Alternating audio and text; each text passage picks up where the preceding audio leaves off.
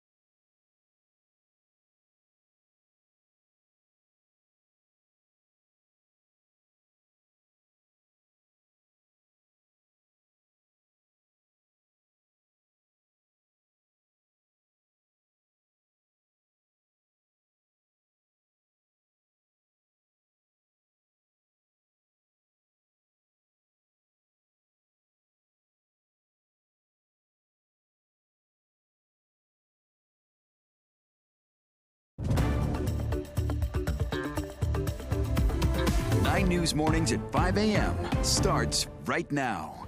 Good morning. Starting off with a look out across a snowy Wednesday here in Colorado. These are the views from downtown Denver, UNC's campus in Greeley and Breckenridge, where our man in the mountains, Matt Renew, is this morning. Yeah, we want to get check your forecast now with meteorologist Chris Bianchi. Chris, as we see behind you, already 2.1 inches of snowfall. That's out at the airport, and that was as of 11 p.m. last night. So my guess is the total is probably closer to about 3-4 inches right now out at the airport. Downtown Denver, I'm eyeballing this here at the 9 News backyard. Spear and Logan in downtown Denver, about 4 to 5 inches of snow for us so far. This is our first official snow of the season. Now, snowfall amounts, I'm just taking a look at this. I'll tell you what, Castle Rock, you're close to about 6 inches. Centennial and Aurora, probably close to about 6 or 7 inches so far. Probably another inch or two to go for most of the metro area before this winds on down. Still seeing some of that light snow for the most part across the metro area. Heavier, steadier stuff is really from about Byers, Deer Trail, really kind of Kiowa on east, out across the eastern plains. Might notice some of those purples within that. That is showing us some of those deeper bands of some of that heavier snowfall. In the metro area right now, the heavier, steadier snow is south of I-70. This is an upslope flow right now. It's mostly coming out of the north. By the way, Fort Collins, Greeley, you're getting downsloping off of the Cheyenne Ridge. That is why you are mostly missing out on this snow event, just so dusting maybe an inch or so out there. Denver area, we're getting more of the upslope and northeasterly wind component, and that's why we're seeing some of the steadier snow really from I-70 on south. As those winds back against the mountains and the foothills, that air is forced to rise. It condenses into that snow, and that's why this part of the metro area is going to see the steadier and heavier snow throughout the course of the day today. Right now, 28 in Denver, 32 Greeley. Temperatures are fairly mild, so this is a kind of heavy, wet snow right now. Winter weather advisories, winter storm warnings continue for the next little while, but we could be talking about even more snow later on this week and maybe a bigger storm as well. Details on that for you in just a few minutes. Chris, thank you so much. Right now, we do want to talk about the drive. We've got our photojournalist Manny Sotelo out live, giving us a look at things on westbound 6th Avenue. He's a little bit further out, closer to Golden this morning, and it's looking pretty similar. Those windshield wipers are on. Flurries still coming down. We're definitely seeing accumulation on 6th Avenue out near Golden. And I also want to bring you over now to our CDOT cameras, where I'm seeing in the Golden area as well some accumulation out on I-70 in the Denver West Colorado Mills Parkway area. Out here at I-70 in the mountains, Westvale Chain Station, same thing, seeing a bit of accumulation. Few semis pulled off on the side of the highway, which is normal. I-25 in Monument, very, very snow covered south of the metro. That's what Chris has been talking about all morning long. We are seeing a thick layer on I-25 in the Monument area, as well as on the overpass. Doesn't even look like any plows have made it through. I know they're working on their best to clear out our interstates and side streets. Right now, 225 and Iliff moving at a pretty good clip, and we are seeing some blacktop out that way. Let's bring you over now to our map and check in. Big picture, very colorful out here. We are just dealing with general delays because of the slick and snow-packed roadways out here. Eastbound 76, we still have that crash at Highway 85. Right around a 7-minute backup is what we're dealing with on westbound 76. Chris has been talking about the impacts on the eastern portion of our state. We're seeing that with some serious change in color on I-70, Byers in through Lyman all the way to the Kansas border. Still also following that stalled vehicle in Monument, where things are really dicey. Northbound side of I-25 in the area of County Line Road. So be careful as you head out. Of course, we've got our team coverage on our roads. 9 News reporter Lauren Scafidi out monitoring things in the Castle Rock area. Are you guys still on the interstate, or are you checking out some side streets, Lauren? Hey, Erica, we actually decided to stay on I-25. We're heading north out of Castle Rock right now. Want to give you a look at what I am seeing out here on the roads. Like I said, we're on I-25.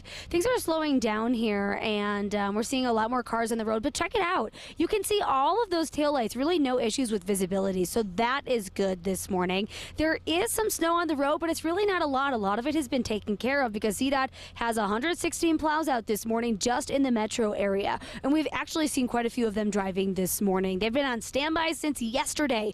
I called CDOT yesterday afternoon. I said, hey, what's the deal for tomorrow? And by 4 p.m. yesterday, they said that they were all over it. So taking a live look outside right now, it really is not the worst that we have seen this morning, but there is still enough snow sticking to the ground that it can be kind of hard to see what lane you're driving in depending on what stretch you're on. It's been kind of different as we've traveled all along 25, but I've been happy to see that there is snow brushed off of the top of cars today.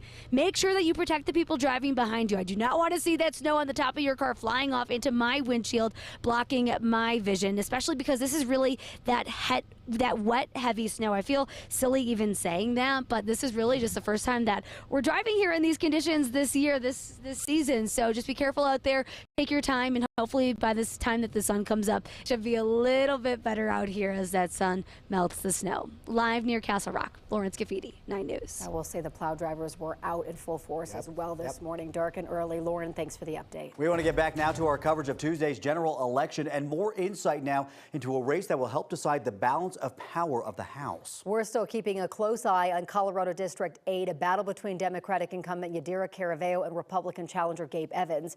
Now, news reporter Brianna Fernandez joins us in studio this morning. Still no winner called in this race. It is close, but it definitely is a race to watch. Yeah, definitely. So I want to show you guys the latest results right now. You can actually find this over on 9news.com.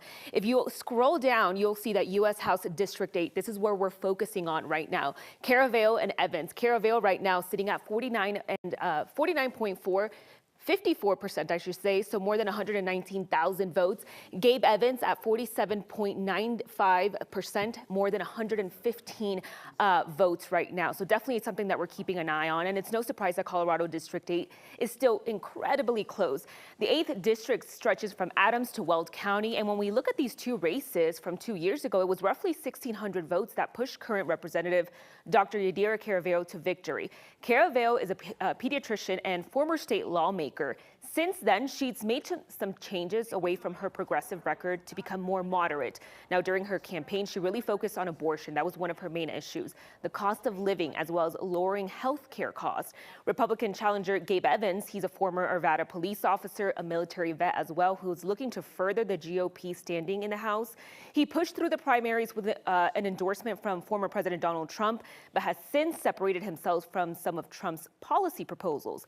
Now, the Republican nominee has largely been vocal about Caraveo for being responsible for problems with immigration, crime, as well as fentanyl. Now, with a seat in Congress, Evans says that he would implement more security at the border, lower cost of living, and then promote conservative values as well. So we're definitely keeping an eye on this. We're refreshing this page here on 9news.com. We'll keep you updated both on air, online, as well as 9 News Plus. But let's send things over to Courtney right now. You're keeping an eye on a few other states that appear on the people's ballots. Yeah, that's right, Brianna. There were a lot of statewide ballot measures for voters this election cycle. Let's start with Proposition 128, which has to do with parole eligibility. The Associated Press is projecting Colorado voters will approve it. That means people convicted of violent crimes would have to serve 85% of their sentence before being eligible for parole. Right now, they must serve 75% of their sentence. This measure would also require anyone with 3 or more convictions for violent crimes to serve their complete sentence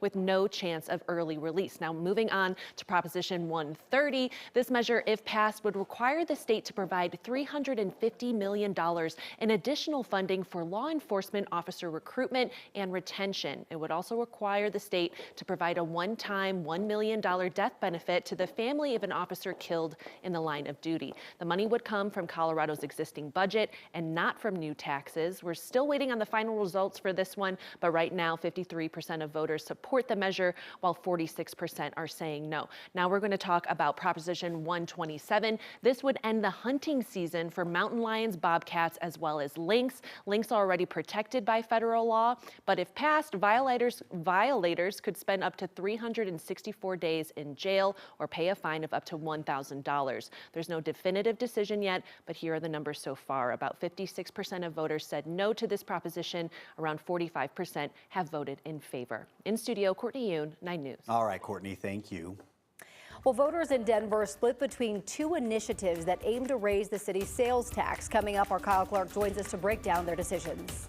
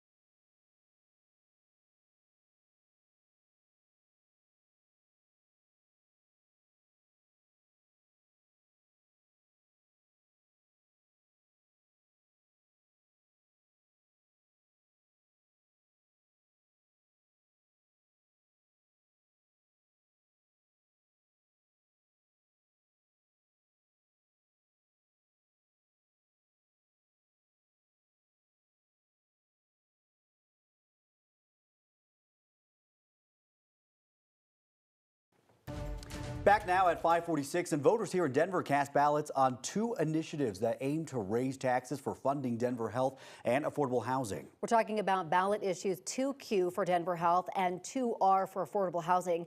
2Q has passed with 57% of the vote. 2R has failed with more than 51% against. Here to break down what these choices mean for Denverites is our own Kyle Clark.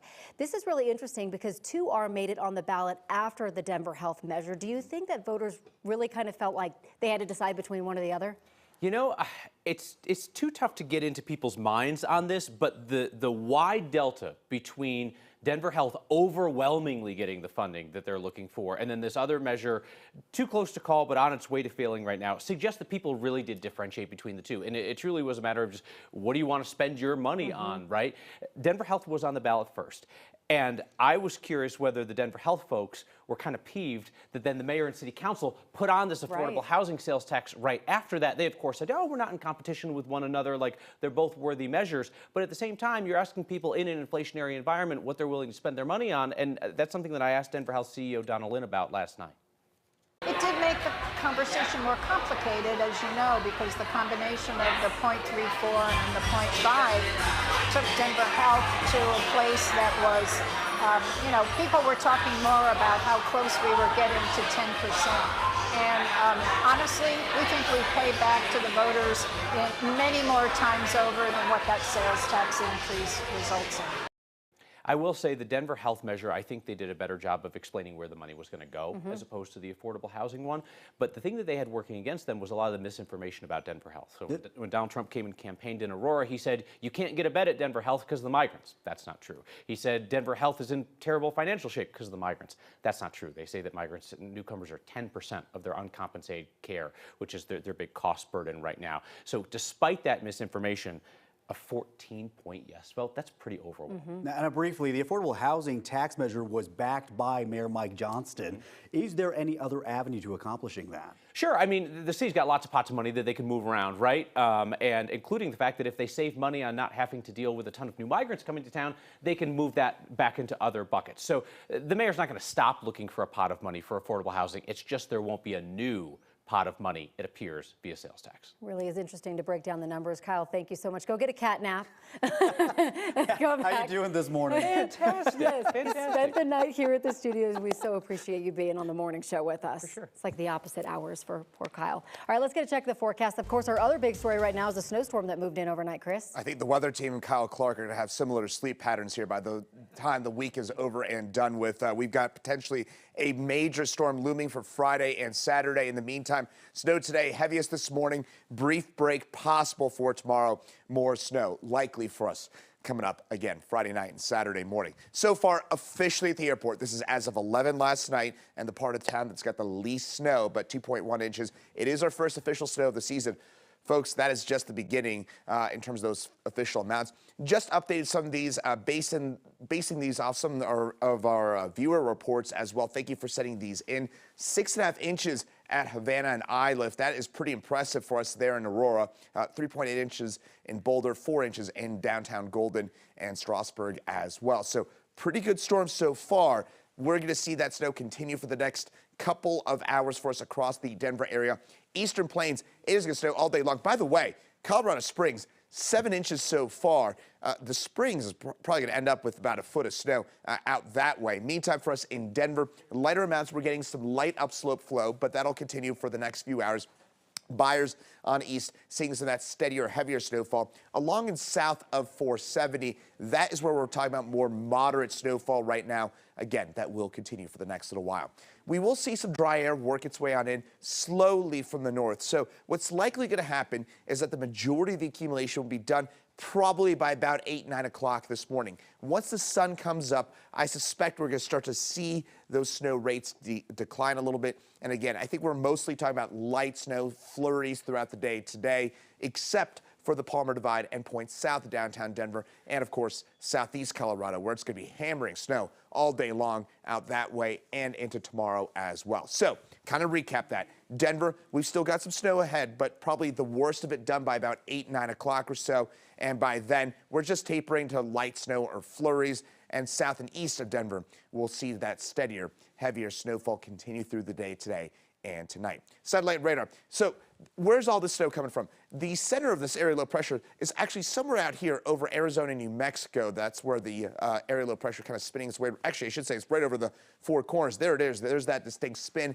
That is drawing up that snowfall. This will track south. That's what's going to shut down some of that snowfall for today. But then eventually, that storm's going to come back up in our direction. Highs today, mid-30s for us. Tonight, we drop back to 21 degrees. And tomorrow, we're at 38 degrees for us with flurries around. We mostly get a break tomorrow. Some light snow, steadier snow south and east of Denver. Then the big question is, what happens with our next area low pressure? Where will it sit and spin? When and how will it track? But there is the potential for a significant snow event for us. So again, still lots of questions, but the computer modeling today appears a bit more bullish on the potential for Friday and Saturday being a perhaps significant snow event. Again, this would be Friday and especially Friday night and Saturday morning, where here, Erica, we could be talking about a hefty snow amount, and that's why I think I may be joining Kyle Clark in that 9 News studio in terms of that sleep pattern for us over the next few days. Oh my goodness, and that's saying a lot coming from you, Chris, so we're all gonna have to buckle up for that. This is a live look from our photojournalist, Manny Sotelo, helping us out this morning, just kind of showing us what things are looking like across the metro area and beyond. He's along Main Street in Golden this morning, where we are seeing a whole lot of accumulation out here. Very light volume, not seeing too many cars. Of course, he stopped at a stoplight this morning, but check out just kind of the middle area between either side of the road out here. That is a whole lot of snow. Please be careful as you head out. We can't stress that enough this morning. Let's bring you over now to our CDOT cameras. I have a couple of the same ones out here, a couple new ones. I-70 Westvale Chain Station, still seeing that snow coming down in the high country this morning. This is a look at I-70 Eisenhower Johnson Tunnel area, looking a little bit more snow covered on I-70 than it is in the Vail area. We do have some active chain and traction laws between Georgetown and Vail this morning. South of the metro, Chris has been talking about this all morning long in the Monument stretch. Very snowpacked. They got hit with a lot of snow. Overpass is pretty covered. Same thing goes for the interstate that way. This is a look at 225 Parker Road. I'm going to step out just because you can see things a little bit clearer. We're seeing that southbound side of the interstate volume really pick up. Folks are moving very, very slowly. That's what we want to see. Take it slow this morning. Give yourself extra travel time. Let's bring you over now to our map. We do still have that eastbound 76 crash and Highway 85, 8-minute slowdown coming into Commerce City on westbound 76. The other crash just got reported. It's on the ramp from westbound I-70 to 225. Chris has been talking about the snow and impacts to the eastern portion of our state. So very colorful and slow on I-70 from the Byers area in toward the Kansas border. Still have that breakdown in Monument on northbound I-25 near County Line Road. And this drive northbound I-25 between Castle Rock and 225 is slowing by about 15 minutes just because of the road conditions.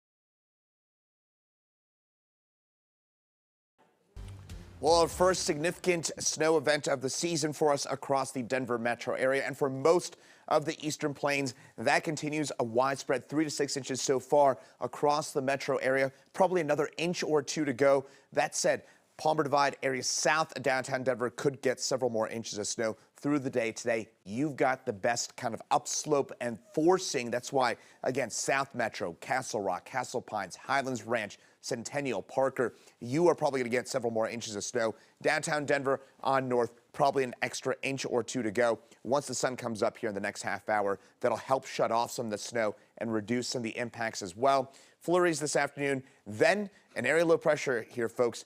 This one could produce a doozy of a snow event for us for your Friday night and Saturday morning. So I'm just going to show you that 7-day forecast and more details on that for you in the next few minutes before things warm up, by the way, for next week. Elections and snow, two big stories we're covering this morning. We have the latest ballot measure results, and we're tracking road conditions and school closures and delays, so you know what to expect as you head out the door. All of that coming up when 9 News Mornings continues in just 60 seconds.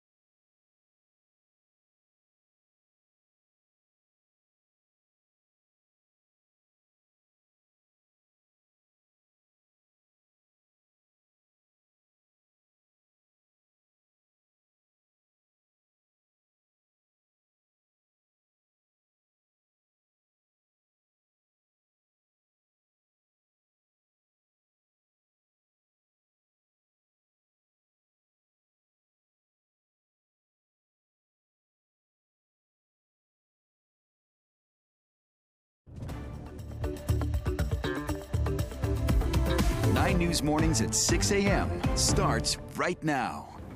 Breaking news overnight, the country is waking up to a new president-elect. NBC News is projecting Donald Trump as the 47th president-elect. Earlier in the night, the Republican Party took control of the Senate, and soon after, around 12:30 a.m., Trump made an address to the nation as the projected president-elect. We're going to help our country heal. We have a country that needs help, and it needs help very badly. We're going to fix our borders. We're going to fix everything about our country. And we made history for a reason tonight, and the reason is going to be just that.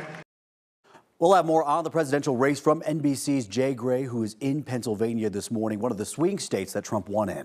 We also have team coverage this morning on the elections. Brianna has an update on the state's 8th congressional district. Courtney has an update on local ballot issues, and Kyle Clark is diving deeper into the election, specifically how it affects Colorado now moving forward. And we want to get to another big story this morning. Of course, it is the snow coming down. This is a live look at Denver right now over Coors Field. This morning, you may be waking up to some snowflakes and having to dust off your car and scrape it off. The weather may make your morning commute also a little bit slower out there. We also have team weather coverage this morning. Lauren is tracking driving conditions. Matt is up in the high country. And of course, we have our very own Chris Bianchi. Chris, quite a bit of snow out south where I live, several inches piling up and more expected throughout the day. All right, thanks so much. Yes, and we definitely have a bit more snow yet to go, and you've probably got another inch or two across the majority of the metro area. We've already picked up a widespread 3 to 6 inches of snow for most areas. Now, that said, that snow will continue for us from the I-25 corridor on east. Right now, it is mostly lighter snow out there. My suspicion is once the sun comes up, that the majority of the snow is basically to shut off at that point because temperatures are fairly mild. We're around 30 degrees across most of the metro area, and that snow rate's fairly light, which means that that snow's going to have a hard time accumulating once that sun comes up. So again, maybe another inch or two, mostly on colder surfaces to go, but certainly some slick spots out there, and especially as you get from Byers, Fort Morgan on east. That's where it's definitely going to snow heavily throughout the course of the day today and tonight. Meantime, in Denver, again, mostly lighter snow, steadier, heavier snow, 470 on south. This is where we're getting upslope flow, right? Winds like this. What happens when you get that? The air is forced to rise. That rising motion condenses that air into moisture, and the result is that steadier, heavier snow in the foothills and on the Palmer Divide, south and west of downtown Denver. By the way, Fort Collins, Greeley, you're mostly getting shut out from the storm because the opposite effect. You're getting downsloping winds off of the Cheyenne Ridge. The result for you is you're mostly looking at just some light snow up there, if any at all. 31 Fort Collins, Greeley, 28 in Denver right now. This is that heavy, wet snow, so careful shoveling this. This is going to be, again, that heavier and wetter type of snowfall for us. And by the way, that's also probably leading to some leafing, some de-leafing going on right now with some of those leaves tumbling on down under the weight of that heavier snowfall. Winter storm warning, Eastern Plains. Folks, it's going to snow all day long. Colorado Springs, already 7-8 inches of snow. They've probably got another 6 to 8 inches of snow. So for friends down in the Springs, just a heads up, this is going to be a footer for you, no doubt about it. And then in the Denver area, things will get interesting for us later in the week. Winter weather advisories, winter storm warnings continue today. 35 for us here in Denver, and it's going to be kind of cloudy, snowy all day long. Delightful napping weather. We'll say that. I'm definitely not speaking for myself there. Snow today, heaviest this morning. Brief break for tomorrow before more snow on Friday. And our favorite person tracking all the impacts to the roads, Erica Lopez, joins us now. And Erica, how are the roads looking right now? Obviously, we're talking about snow coverage. Or I should say, I'm sending things out to Lauren right now, who's tracking things out there on the roads. How are the roads looking out there right now there, Lauren? Hey, yeah, Chris, we popped off of I-25. We wanted to check out some of the side roads. We're on County Line Road here, heading west. And you can see, let's turn things around for you. Right here, things are looking a little bit worse on the side streets. It was looking better on I-25. I think it was because there was a lot of volume at the time that we were driving. It definitely got better as the morning went on, but things were looking a little bit rough to start, that's for sure. At around 4:30 this morning, the road was really messy. We weren't exactly sure what lane we were even in at one point, but I talked to CDOT last night. They told me that just in anticipation of all of this, the snow shift actually started last night. So CDOT had people on standby yesterday, keeping an eye on all of this snow, just getting ready for what was to come. So CDOT tells me that they have 116 plows out today, taking care of all of the roads in the Denver metro area. 81 of those are plows that are dedicated to I-70 from Golden to the Eisenhower Johnson tunnels. Now, a big question is if they pre-treated. The answer is no, CDOT did not. They say that the pavement is just too warm right now, and any rain would wash all of that off. So we're going to keep heading west here on County Line Road, and we're going to check out a couple areas, see what we see, and we will bring you another update in just about 30 minutes here. All right, Lauren, thank you so much. Yeah, that live look of those side streets, guys, is a good picture of kind of what things are looking like off the interstates. It's slushy, it's snow-packed out there, and it's definitely slick. So please be careful. Take things slow. Give yourself extra travel time as you get ready to head out this morning. Several more cameras here from CDOT. This is in the mountains at the Westvale Chain Station, where we're definitely still seeing that snow coming down, a little bit of accumulation on the interstate, a few semis pulled off this way. This is also south of the metro area, I-25 and Monument, where we've had a much thicker coating of snow on the interstate. Of course, Chris has been saying all morning they really got hit with the majority of things just south of the metro. 36 in Sheridan moving along nicely, light volume out that way. I-25, 20th Street, a little bit snow-packed on the overpass, but seeing a lot of blacktop on I-25 in that area, so that's at least good. Let's take you over now to our map and check in. Still have that crash at eastbound 76 and Highway 85, now up to a 10-minute slowdown on westbound 76 coming into Commerce City. We also have a wreck on the ramp from westbound I-70 to 225. Significant delays on both sides of 225 as well as I-70. Chris has been talking about how the eastern portion of the state getting pounded with snow right now. We're seeing that with the radar turned on. We're seeing that with the change in color on I-70 from Byers through Lyman all the way toward the Kansas border. Still have a broken down vehicle northbound I-25 in the Monument area. This travel time slowing by 15 minutes on northbound I-25 between Castle Rock and 225. And quickly want to touch on our I-25 drive between the Tech Center and downtown. Almost 30 minutes northbound, 23 southbound. That's about a 10-minute backup southbound and about a 15-plus minute delay on that northbound side.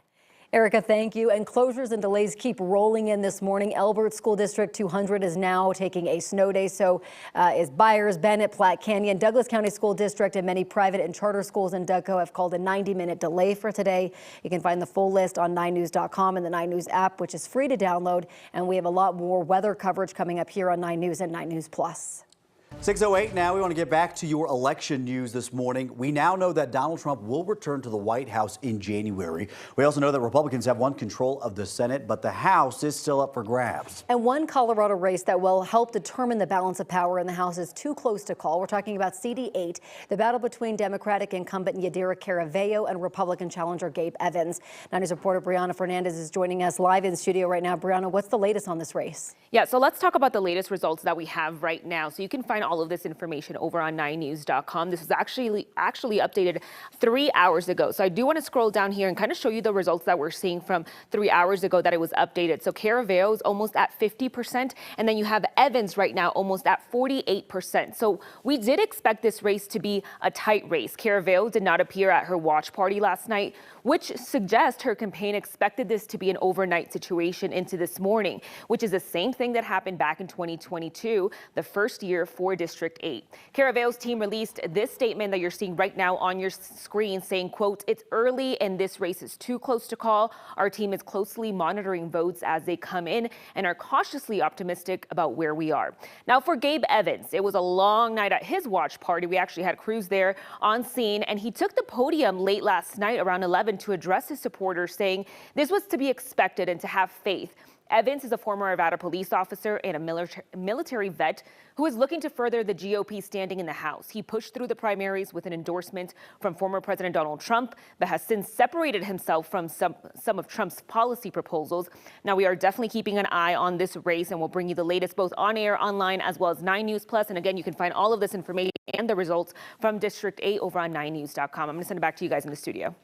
All right, Brianna, thank you. And looking at a few other statewide ballot issues, Coloradans voted in favor of Amendment J. It will remove a same-sex marriage ban from the state constitution. Under Colorado law, only a simple majority of voters was needed to repeal a provision on the state constitution. So taking a look at the results, and voters overwhelmingly supported Amendment J, with 64% voting in favor of the amendment. Coloradans also voted to protect abortion by adding it to the state constitution with the passing of Amendment 79. The current ban on state and local funding for abortion would also be lifted, meaning taxpayer dollars will pay for some abortions. We will have continued coverage all morning long, from looking at final results as they trickle in to local reaction from party leaders and our political experts.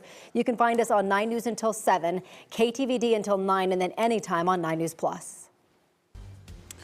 Well, the weather is quite busy. As you are waking up, you're obviously in the Denver area waking up to several inches of snow, about 3 to 6 inches of snow overnight. Now, the majority of that snow will be probably done by about 8, 9 o'clock or so this morning. That said here, folks, the bottom part here, we could be in for an even bigger storm for Friday and especially Friday night and Saturday morning. I'm going to get into what the computer modeling is telling us. And I'll tell you what. It's fairly interesting, especially if you like snow. I'll have details on that for you in the next few minutes. Erica.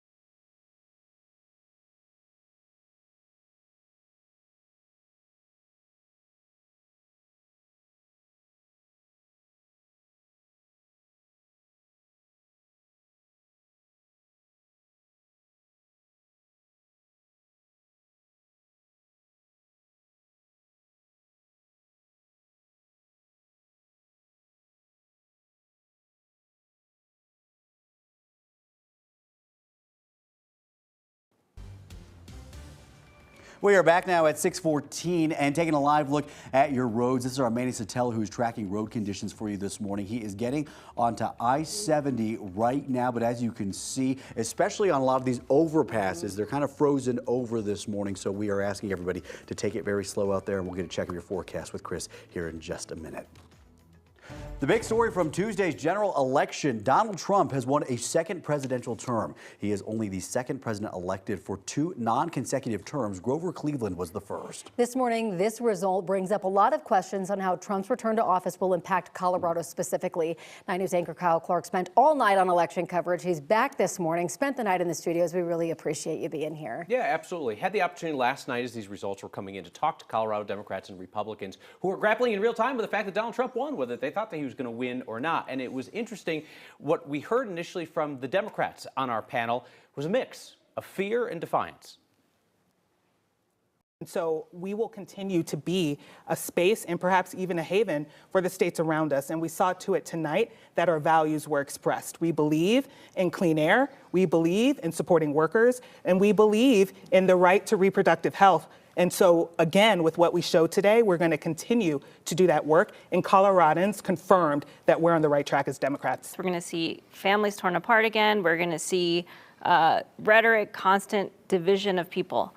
We have to get up and get to our lives tomorrow, though. We have to get through it. And what we heard from the Republicans on our panel was a mix of optimism and uncertainty. I don't know that it's going to be that negative. I think maybe some of the rhetoric, of his has calmed down some, which I think is good. And I think, in Colorado, we've learned how to work together in very good civility between Democrats and Republicans in the Senate. I think that's going to be happening, maybe even hopefully more so in the House. And I think that's a good thing. If President Trump goes after immigration in a thoughtful way where we know who came here and who's here, because we use in a lot of immigration in agriculture, labor, and that sort of thing, and we need that. So to be successful, that needs to happen. That's State Senator Byron Pelton, who's from Northeast Colorado in Sterling, and he was saying, he's a Trump fan, his district, big Trump backers. At the same time, he's like, those tariffs, we got to know how those tariffs are going to impact Colorado agriculture, and you can't strip away our workforce if you deport every person who's not in this country illegally. So he was wrestling in real time with, this is the guy who I wanted to win, but every one of his policies might not be great for my folks. And that's such an interesting conversation right now because, Trump has talked about mass deportations. He's talked a lot about Aurora when those conversations come up. But how that actually will happen in Colorado is kind of still up in the air. Yeah, because he's talking about doing something that's never been done in American history before. And he would need, one, a lot of funding to do it. Congress would be in charge of that. And he would need a lot of manpower to do it. He said it would be done with local police, then the National Guard, then the military. There are not a lot of folks, even Trump supporters in Colorado, that want to talk about what that would look like on the ground when troops essentially come in to start taking people out. Right. All right, Kyle Clark working on maybe 45 minutes of sleep this morning. Yeah, that's good. That's good. That's a good nap. That's a good bounce back. Exactly. Working on our kind of schedule this morning. We'll get you some more coffee. Kyle, thank you very much. We appreciate it. Let's get a check of your forecast now with meteorologist Chris Bianchi, because of course, Chris, the other big story, the snow coming down this morning. It reminds me of Elf, a whole 40 minutes of sleep, right? And of course, we're getting into the holiday season. By the way, the weather team will also be operating on 40 minutes of sleep later on this week with the potential for a maybe more significant snow event for Friday and Saturday. But in the meantime, of course, a lot of you are waking up to several inches of snow on the ground right now. And that is, of course, our big focus. Now, last check, 2.1 inches of snow for us out at the airport. That is as of 11 p.m. So there's most likely quite a bit more. Most of you, based on eyeballing reports, and by the way, I really appreciate on Twitter, on email, everything you're sending in, because it does really help me get an idea about what we're actually seeing right now. It looks to me like most of us are waking up to about 4 to 6 inches of snow around the metro area. Some localized amounts a little lower than that north of town, and some localized amounts a little higher than that on the south and east sides of the metro area. 4 inches in Strasburg, Golden, Boulder, about 4 inches as well. So a pretty good storm for us here to start the season. And again, this may be the appetizer storm later compared to what we get later on in the week. Right now, seeing some of that snow, heavy at times for us within these purples. That's where we're seeing some of that banding, some of that heavier snowfall. Sterling, Holyoke on south through Washington County, Akron down to the I-70 corridor. Folks, I-70 is going to be a total mess for you east of about Byers Deer Trail. Even here in the metro area, those roads are mainly snow covered out there right now. Now, as we head later on through the morning, my suspicion is we're mostly done with the accumulating snow in the Denver area by about 8, 9 o'clock or so.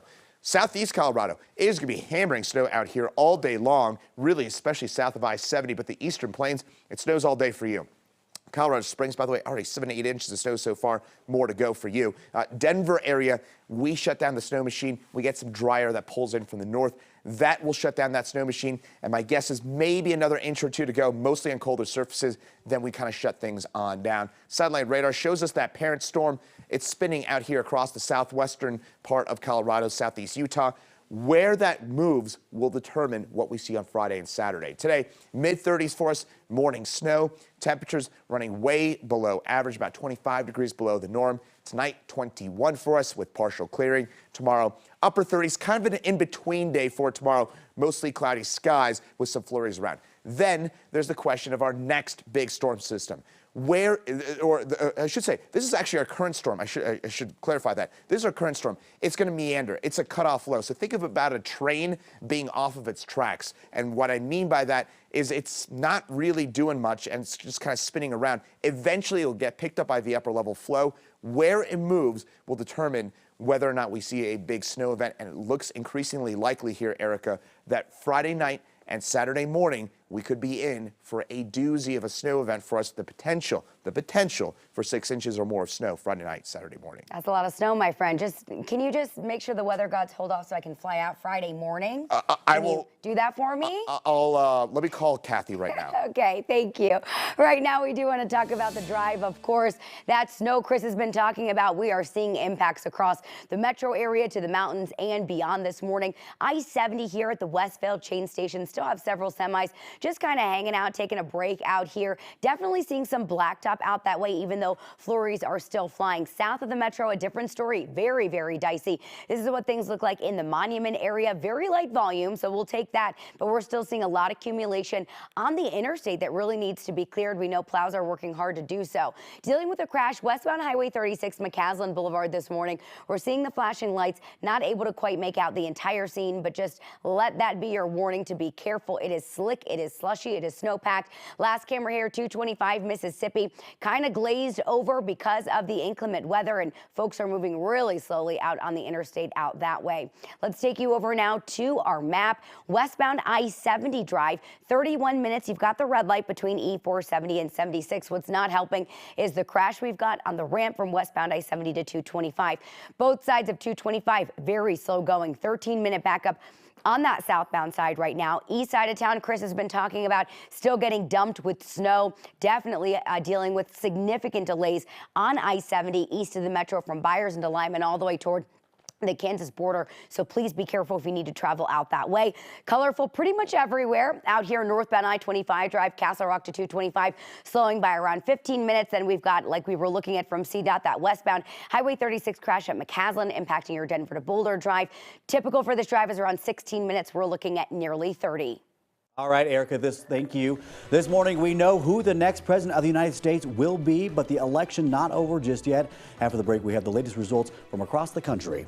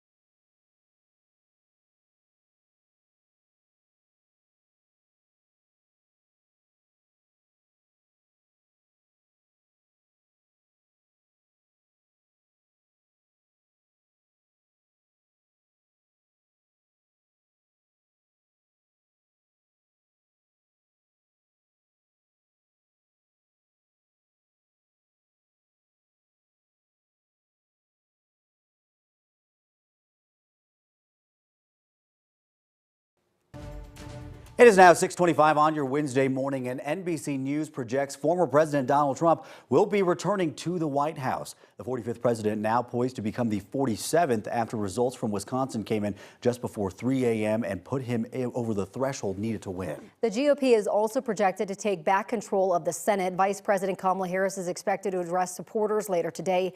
NBC's Jay Gray has more from the battleground state of Pennsylvania.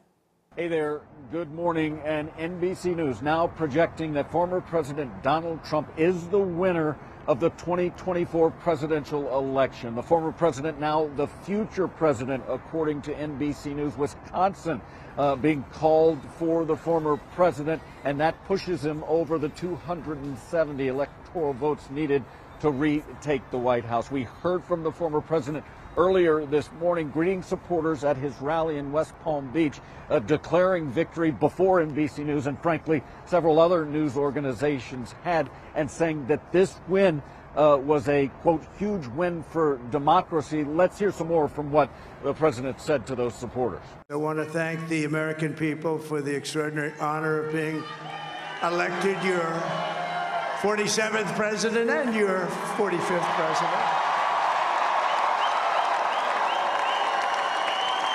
And every citizen, I will fight for you, for your family, and your future. Every single day, I will be fighting for you, and with every breath in my body, I will not rest until we have delivered the strong, safe, and prosperous America that our children deserve and that you deserve. The former president there on stage with his family, with key staff members, along with his running mate, of course, J.D. Vance.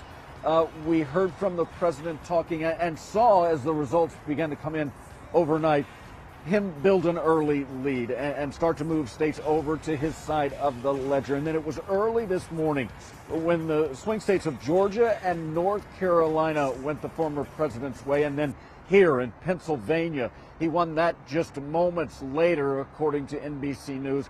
And both campaigns had said, we have to win Pennsylvania to get a clear path to the White House. It appears now that is the case. Again, NBC News has projected that Donald Trump will be the 47th president of the United States. That's the latest right now from here in Philadelphia.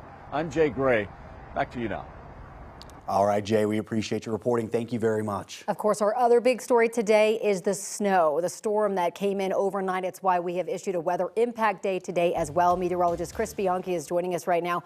We got quite a bit out in Highlands Ranch overnight. Yeah, Corey, I was just telling you a second ago that we picked about 8 inches in Highlands Ranch, just getting some of these fresh reports. And again, I'm so appreciative of you for sending in these reports.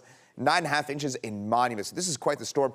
Colorado Springs, about 10 inches so far. They've got another few inches to go. Here in the Denver area, that snow getting pretty light for us, and that snow will continue to lighten on up. Flurries this afternoon, but this could be the appetizer storm, bigger storm, perhaps for us for Friday and Saturday. I'll have details on perhaps a more impactful storm for us later on this week coming up for you in a few minutes. Boy, all right, Chris, thank you. Our election coverage continues right after the break as we continue following some of the big races and the numbers still trickling in on local ballot measures.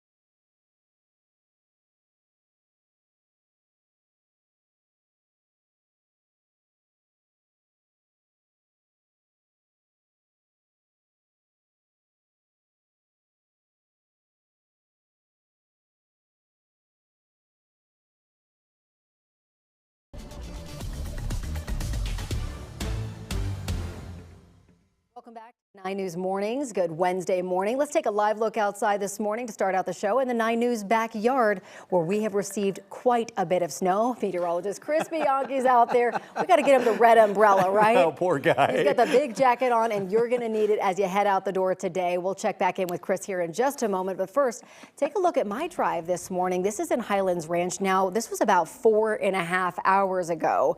We have picked up several more inches of snow, and that will continue as well in Douglas County. It's the reason why Douglas County School District is on a 90-minute weather delay today. Now, Amanda Sotelo is also tracking road conditions this morning. This is a look at I-70 right now near the Morrison exit. As you can see, kind of similar situation here with those roads caked over with the snow. We're asking everybody to take it slow out there on your commute. We do have team weather coverage this morning. Lauren is on the roads. Matt is in the high country. And of course, we have our own very Chris Bianchi. Stop dancing for just a little bit. We're going to start with him outside in the 9 News backyard. Chris, good morning. Good morning. Yeah, it's snowing out here. By the way, just a reminder, it was 82 degrees 9 days ago here in the Denver area. Just want to remind you of that, of course, we had this extended summer. A lot of you were asking for fall.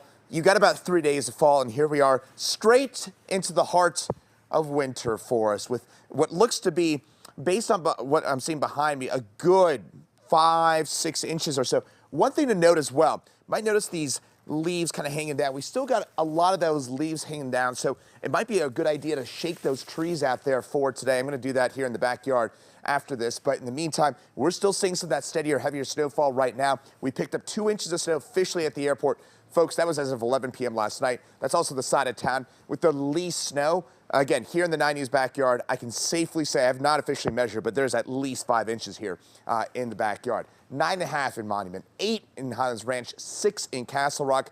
What a storm, what a way to get going here on the winter season. Radar right now seeing some light snow for us. That'll continue for the next couple of hours. I think the majority of the accumulation probably done for us here in Denver. We'll hold on to some of that light snow mainly this morning. Temperatures right now in the 20s and 30s for us on the eastern plains, teens and 20s for us in the higher elevations. Winter storm warnings, winter weather advisories continue, and we keep those here in the metro area as well. Today, 35 for us. It's chilly. It's also a little windy at times. Might be hearing those leaves rustling right behind me. And that forecast, we stay cold, but that snow slowly winds down as we head through the day today. And those headlines, this may be just the appetizer storm here, folks. We may be talking about a bigger event for us Friday night, Saturday morning. Details on that for you in a couple minutes. Chris, thank you so much. It is 6:35, and we want to check in on the commute out here. Snowy, like Chris was just talking about. We, of course, saw the snow in the 9 News backyard, and we're seeing it really across the metro to the mountains and beyond this morning.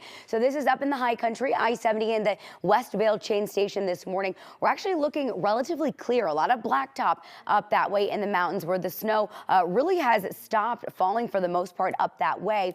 I-25, though, in Monument, south of the metro, like Chris has been talking about all morning long, they really got hit the hardest, and that's where we're still seeing a lot of accumulation on the interstate this morning. Not seeing a lot of blacktop. That can be scary when you can't see the lane line, so please just be careful. Take it slow this morning. Give yourself extra travel time. Highway 36 McCaslin, we are dealing with a crash this morning on that westbound side. It looks like cops have moved from the left-hand side of the highway to the right-hand side, blocking off that shoulder and far right lane, so please be careful out that way.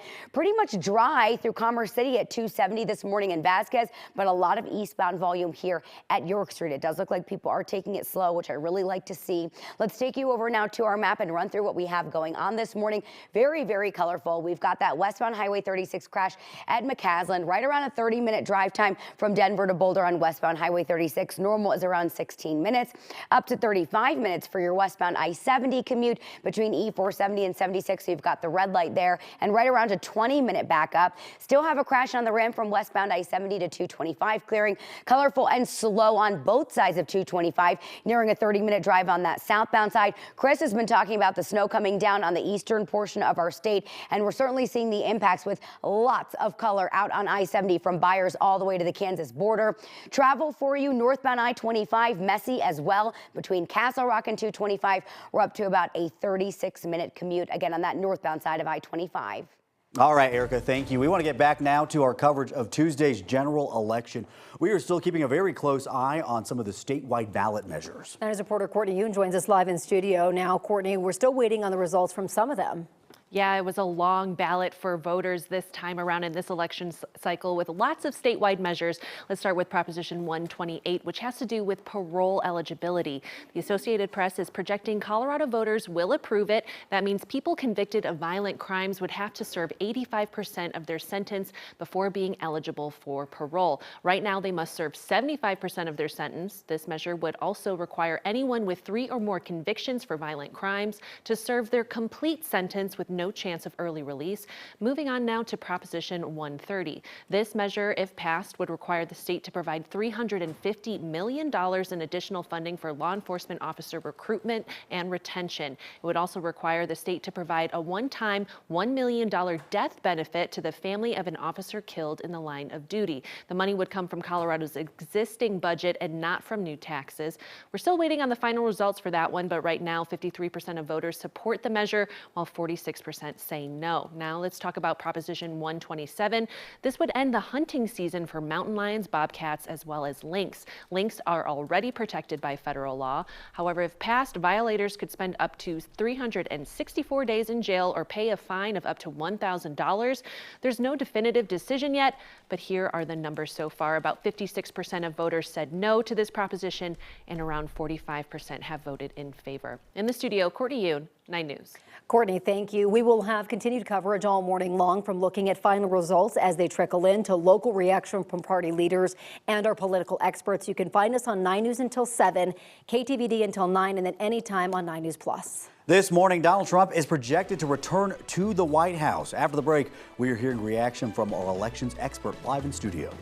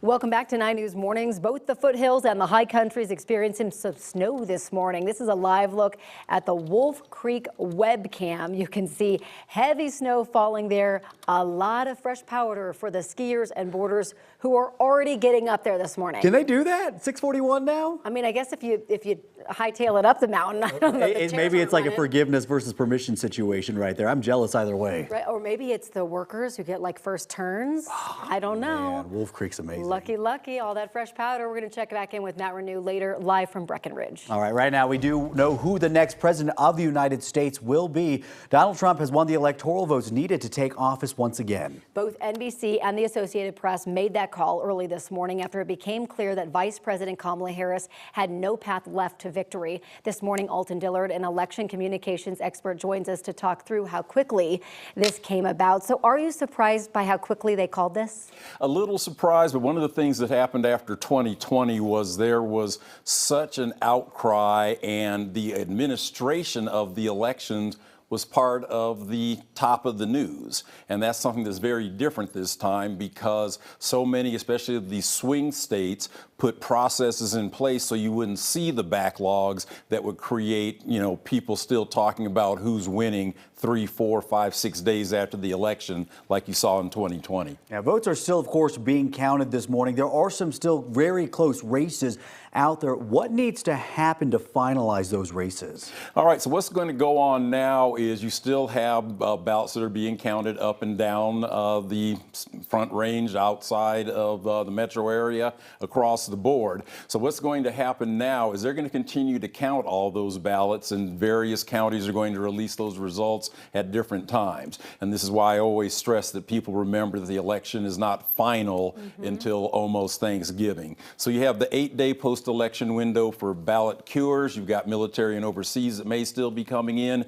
And looking at the statewide results, there are some questions that are still very close, a couple of larger races that are a little close, and that's why it's important that people are patient and understand that their clerks and recorders are going to be counting ballots, and they're going to emphasize accuracy over speed. Yeah, they've been working nonstop, working through the night. We've been seeing that really nationally. You were saying 8 days here in Colorado. Other states have different amount of days as well, so we could see things trickle in for many days. Yes, you could. And so that's again why we emphasize in the world of elections, wait until everything's final. And there's also a saying in the world of elections, we like blowouts. So that's one of the reasons also that the administration of the elections is not making the national headlines. It's the results. Makes the work a little bit easier for everybody out there. All right, Alton, thank you very much for being with us this morning. We appreciate your expertise. Let's get a check of your forecast now with Chris for another check of the big story that we're following today, the snow. Yes, we're going to be talking about that snow continuing for the next couple of hours. I think we're done with the majority of the accumulation across most of the metro area. That said here, folks, I'm getting just those first reports. And by the way, thank you, all of you out there. You've been great about sending me those reports. Looks like south side of the metro area, good 8 to 10 inches for us above 6,000 feet. So Castle Rock, Castle Pines, Highlands Ranch, down into Monument. That's where you're seeing 8 to 10 inches for us. In downtown Denver, it's just outside in the backyard, as you saw maybe a few moments ago. Looks like about 4 to 6 inches for the kind of core of the urban corridor for the most part. So 6.5 in Aurora, 8 Highlands Ranch, 9.5 in Monument, 6 in Castle Rock. Did just get a few moments ago, though, an 8.1-inch report out of Castle Rock. So a good storm at the airport. Officially 2.1 as of 11 p.m. That's our first official snow of the season. Whoop-de-doo, but that's just at the airport, which of course is the side of town with the least snow out of this event. That is a misleading number for most of us. Again, downtown Denver, closer to about 5-6 inches for us. Still seeing some of that snow for us right now across the eastern plains. Some heavier bands for us east of downtown Denver. You get south of downtown Denver. That's where the steadier snow is right now. Along and north of I-70, we're talking about light snow for the most part, and that'll gradually dissipate as we head over the next couple of hours. I think by about mid-morning, the accumulation will be about done for most of the metro area. That said, south side of town will hold on to that snow the longest. By the way, southeast Colorado, this is going to be a doozy for you. The Springs, already 10 inches of snow for us in Colorado Springs, and you've got probably another 6, 7, 8 inches to go out there just today alone. Then another storm Friday and Saturday. Woo. Meantime, in Denver, heaviest of that snow will be this morning. Then we kind of taper to flurries around mid-morning. Again, I think we're basically done with the majority of the accumulation at this point, exception being 470 on south, DTC 470 on south. That's where we could still keep that snow going all day long with that northerly upslope that'll favor you in that part of the metro area. Satellite radar, what's causing all this, you might notice that distinct spin over around kind of Moab, Utah right now. That's the center of low pressure. That's wrapping up moisture and spitting it back here into eastern Colorado. This area of low pressure is going to kind of sit and spin for the next day or two over this part of the country. And then where it goes will be of high impact to us here in the Denver area. More on that in just a second. Today, 35 and snow. It's chilly out there. Average high for today is 57 for context. Tonight, 21, partial clearing, cold, snowy, and icy tomorrow. 38 degrees for us here in Denver, mostly cloudy skies. It's a bit of an in-between day for tomorrow because the big question is going to be just how close that area low pressure gets. It looks like tomorrow we're going to be mostly on the dry side. Then the question will be where and how it tracks. But it looks increasingly likely that we're in for perhaps a doozy for us on Friday night and Saturday morning. Just an early heads up here, folks.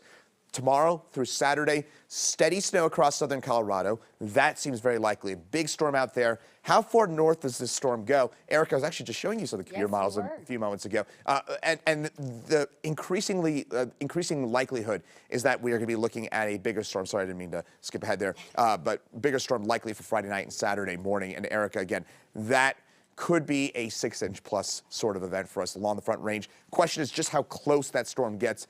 We'll get into more detail on that as we get closer to it. So this really is nothing compared to that snow that we potentially have to look forward to if you're into the snow Friday into Saturday. Chris, thank you. Right now, this is a live look from our CDOT cameras this morning. Still have a mountain camera showing you what things look like at I-70 and the West Centralville chain station this morning. Moving along really nicely on the interstate up this way. A few semis pulled off, which is pretty normal for that stretch of the interstate. I-25 and Monument, a very different look. We're seeing a lot of blacktop up in the mountains, and we're seeing mostly snow-coated interstates south of the metro again in Monument. 36 in McCaslin, we had that crash. It was blocking off portion of the right-hand side of Highway 36 this morning. It does look like it's just about clear, but we're seeing a lot of congestion. People moving very slowly out here on Highway 36. I-25, 84th Avenue, lanes headed toward us southbound. Mostly just wet roads along this camera, and we're seeing volume moving pretty slowly. Let's go ahead and bring you over to the map. I want to run through what we're dealing with. About a 15-minute backup on westbound Highway 36 for your Denver to Boulder commute this hour. Excuse me, we've got the red light, and this travel time keeps getting worse, nearing a 40-minute drive time on westbound I-70 for your commute between E470 and 76. Normal is around 14 minutes. Very colorful, really at a crawl on both sides of 225 this morning. Your travel southbound between I-70 and I-25, 35 minutes. Normal should be around 10 minutes. East side of the state, what Chris has been talking about all morning, they're still getting dumped on with snow, and we're seeing that with impacts to I-70 this morning from Byers all the way to the Kansas border this morning. A lot of color on the map that way. Northbound I-25 getting worse as well. 41-minute drive is what we're looking at from Castle Rock to 225. Normal for that drive is around 16 minutes, and then I'll leave you with our I-25 travel around 30 to 35 minutes both directions for your I-25 drive between downtown and the Tech Center. Normal for those 13 to 15 minutes. All right, Erica, thank you. On this day after the election, a proposition that would have changed how Colorado holds its elections didn't make it past voters. Proposition 131 would have changed how our state elects candidates. It failed with a 55% of voters saying no to the proposition.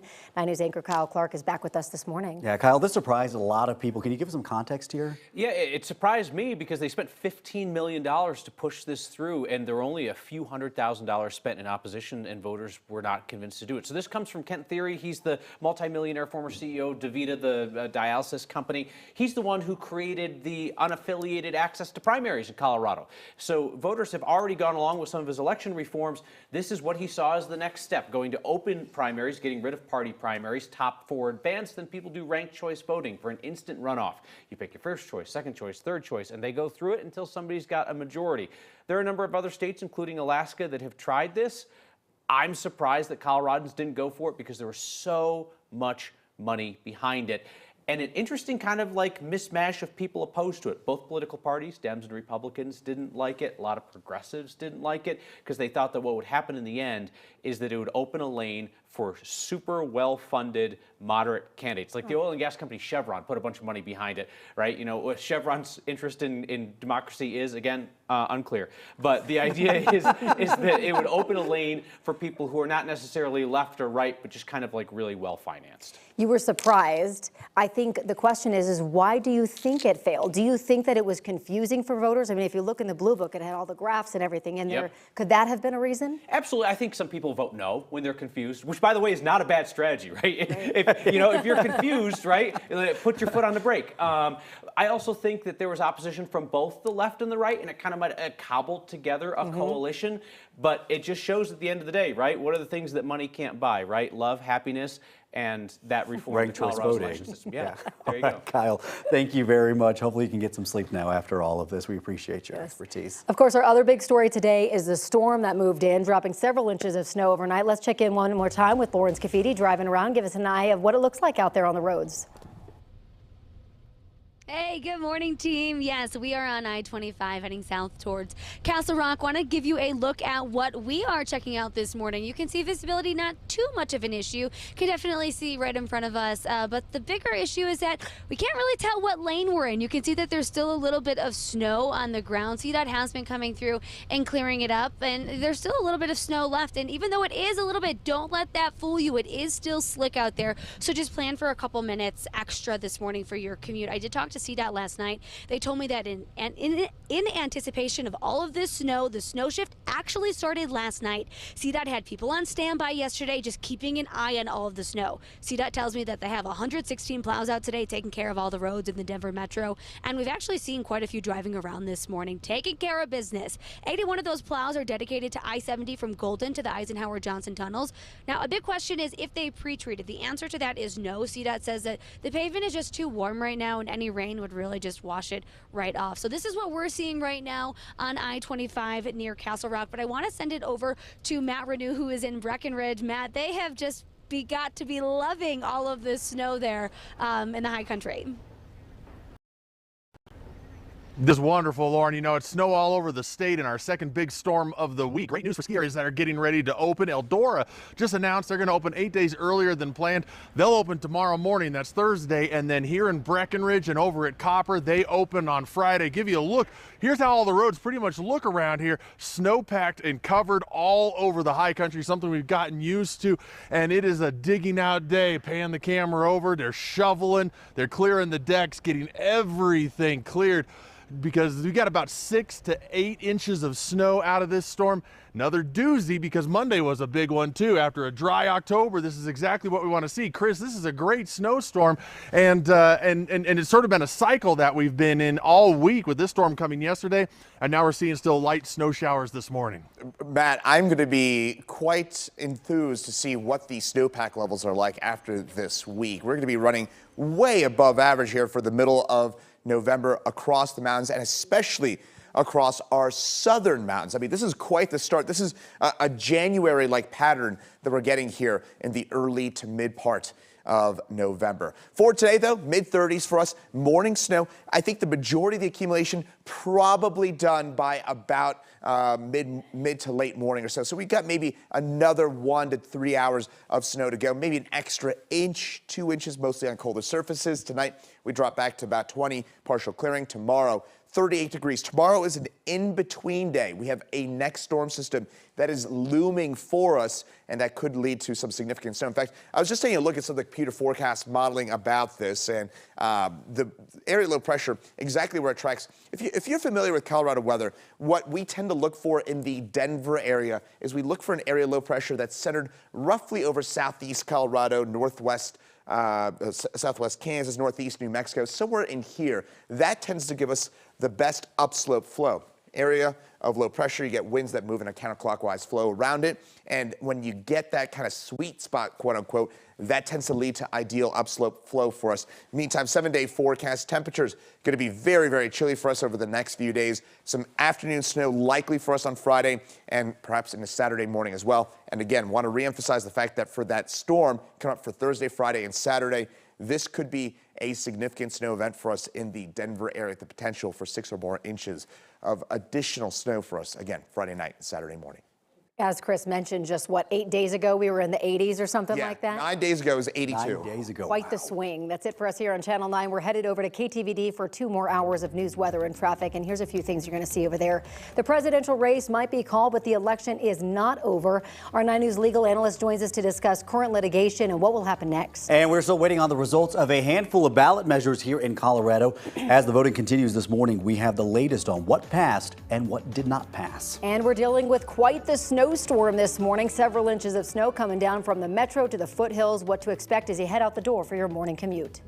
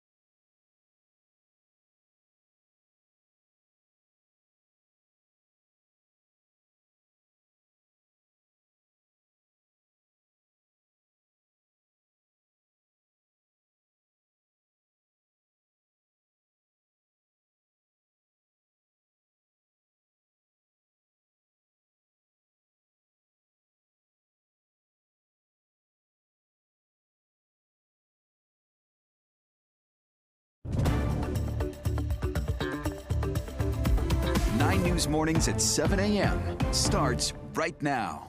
This is a magnificent victory for the American people that will allow us to make America great again. For the first time in more than 130 years, a presidential candidate is set to be our commander-in-chief to serve non-consecutive terms. Good morning, I'm Corey Rose. And I'm Jordan Chavez. Good morning, everybody. This morning, NBC News is projecting former President Donald Trump to be the 47th president of the United States. Up until now, Grover Cleveland was the only president to serve non-consecutive terms. So this is a look right now at the electoral map. A lot of eyes were on those swing states, more specifically Pennsylvania, Michigan, and Wisconsin. Yeah, that's right. Trump was able to flip Pennsylvania and Georgia, which President Biden won in the 2020 election. Trump also won North Carolina, and he is currently leading in Arizona, Nevada, Wisconsin, and Michigan. Now, it is still not confirmed just yet that Trump will become the 47th president, as ballots are still being counted in several states. Now we want to turn to our other big story of the morning. It is a busy morning here on 9 News Mornings. Of course, the snow. This is a live look at Denver. You can just see the snow that dumped on the metro area overnight. Several inches of snow fell in the metro to the foothills. Of course, the high country got a lot of fresh powder as well. This is why we have called a weather impact day. Meteorologist Chris Bianchi is joining us right now. Several areas will continue to see snowfall throughout the day. Yeah, especially south of downtown Denver. I think the heaviest, steadiest snow is probably going on right now. It'll gradually fizzle out as we head through the rest of the day today. My suspicion is in Denver is that the majority of our accumulation pretty much done. Just because the sun's out now, the snow's gonna have a hard time sticking to roads at this point with that sun being up. And even with the clouds in place, it's still, the sun's still impacting some of that melting out there. Meantime, 9.5 inches for us in Monument, 8 inches. I actually just got a report of 8.1 inches in Castle Rock. So for the South Metro area, quite the storm to start the season off here, folks, and this may be the appetizer storm compared to what comes up for Friday and Saturday. But the steadier, heavier snow, mainly east of Denver, really Fort Morgan, Lyman on east. That's where you're seeing the heavier stuff right now. In Denver, we're starting to pull in some drier air. You might notice some little blips of kind of white within there, and that's just giving us an indication that we're starting to get things wrapped on up. Temperatures right now, upper 20s for us in Denver, and we got winter storm warnings, winter weather advisories covering most of the state. In the metro area, those winter weather advisories going to be for 3 to 6 inches of snow. That goes till 11 p.m. tonight. Today, 35 for us in Denver, cold and cloudy with some morning snow. Temperatures gradually rising up as we gradually kind of fizzle out some of that snowfall. Those overall headlines, more snow likely for Friday and Saturday. Details on that coming up here in the next few minutes. But I'm going to send things over to Lauren Scafidi, who's tracking a lot of that snow on the ground. And Lauren, I mentioned how we're seeing those temperatures a little bit warmer. The sun's coming out. How are the roads out there? Are they wet or are they snow covered? Yeah, we're downtown Castle Rock right now. I'll give you a look at what I'm seeing right here. You can see that the snow is kind of piled up in the center of the road there, but otherwise where we're driving is pretty much fine through downtown, which is great because when we were driving on 25 earlier, we kind of saw a mix up. It was depending on what stretch we were at that we saw either kind of conditions like this or we couldn't even tell what lane we were in. So it's really just going to depend on where you're driving. But if you take a look at some of the trees, if you can see the branches in the camera, they're really kind of hanging low. That's because the snow is really that wet, heavy snow. It's piling up on those branches and just kind of weighing everything down. So that's what we're seeing. If you kind of see on your left-hand side of the screen, you see people shoveling out there. I don't know, they might be a little bit too small to see. But either way, we will keep an eye on this. We're going to keep on traveling. Maybe we'll hop back on I-25. But Erica, this definitely has implications all over the roads this morning. Yeah. What are you seeing besides right here in Castle Rock? No, we're seeing it really all across the area, metro down south where you have been, as well as out along C-470 in Morrison, where our photojournalist Manny Sotelo is. Looks like whiteout conditions nearly out here. Really snow-packed out here on C-470 this morning. So not a great situation. That car looks like they're going way too fast. Can't even see the lane lines out there. Please be careful as you head out the door. Let's take you over to our CDOT cameras this morning. This is in the high country, I-70 and the West Centralville chain station. Mostly dry on the interstate, few semis pulled off in that area. This is south of the metro, I-25 and Monument this morning, where we are very snow-packed and snow-covered, but volume is very light. Highway 36 in McCaslin, for some reason, CDOT moved the camera around. I wanted to show you the crash we've been dealing with a couple lanes blocked off, but not sure what they're showing us up that way. Looks like someone spun out here off of 2 225 in Alameda this morning, so we do have emergency crews out this way. Again, that's on the southbound side. Let's go ahead and bring you over to our map. A lot I need to run through right now. Denver to Boulder Drive being impacted because of that crash on westbound Highway 36 and McCaslin this morning. 30-minute travel time. That's about a 15-minute backup in the red. Over a 40-minute drive time right now for your commute between E470 and 76. We were just looking at that vehicle that spun out southbound 225 Alameda. Check out that drive time. 35 minutes for your commute between I-70 and I-25. Normal is around 10 minutes. East side of our state, the eastern portion of Colorado, really impacted by snow still falling out there from Byers through Lyman all the way to the Kansas border. It's a slow ride on both sides of I-70. Northbound I-25 in the red as well. Your drive between Castle Rock and 225 up to 44 minutes. Normal is around 16 minutes. They'll switch. All right, Erica, thank you. We appreciate it. 7:06 now on your Wednesday morning. And a handful of schools have made some changes. Albert School District 200, for instance, is taking a snow day. You can find the full list on 9news.com and the 9 News app, which is free to download. We have a lot more weather coverage coming up here on 9 News and on 9 News Plus. All right, we want to get back to your election headlines right now, because this morning we do know that Donald Trump will return to the White House in January. We also know Republicans have won control of the Senate, but the House is still up for grabs. And one Colorado race that will help determine the balance of power in the House is still too close to call this morning. We're talking about CD8, the battle between Democratic incumbent Yadira Caraveo and Republican challenger Gabe Evans. 9 News reporter Brianna Fernandez joins us live in studio. What's the latest on this race? Yeah, so still no winner for this race. I've actually been checking on our 9 News website for the latest, and it's no surprise that Colorado District 8 is still so incredibly close. When we look at this race 2 years ago, it was roughly 1,600 votes that pushed current Representative Dr. Yadira Caraveo to victory. Now, the latest numbers show that Caraveo is currently ahead with nearly 50% of the votes. Republican challenger Gabe Evans has nearly 48%. So we did expect this to be a tight race. Caraveo did not appear actually at her watch party last night, which suggests that her campaign expected this to be an overnight morning situation, which is the same thing that happened back in 2022, the first year for District 8. Caraveo's team released this statement saying in part, quote, "It's early and this race is too close to call. Our team is closely monitoring votes as they come in, and they're also cautiously optimistic about where we are." Now, for Gabe Evans, it was a long night at his watch party. He took the podium late last night around 11 to address his supporters, saying this was to be expected and to have faith. Evans is a former Nevada police officer and military vet who is looking to further the GOP standing in the House. He pushed through the primaries with an endorsement from former President Donald Trump, but has since separated himself from some of Trump's policy proposals. So we'll definitely keep an eye on this. I've been checking 9news.com.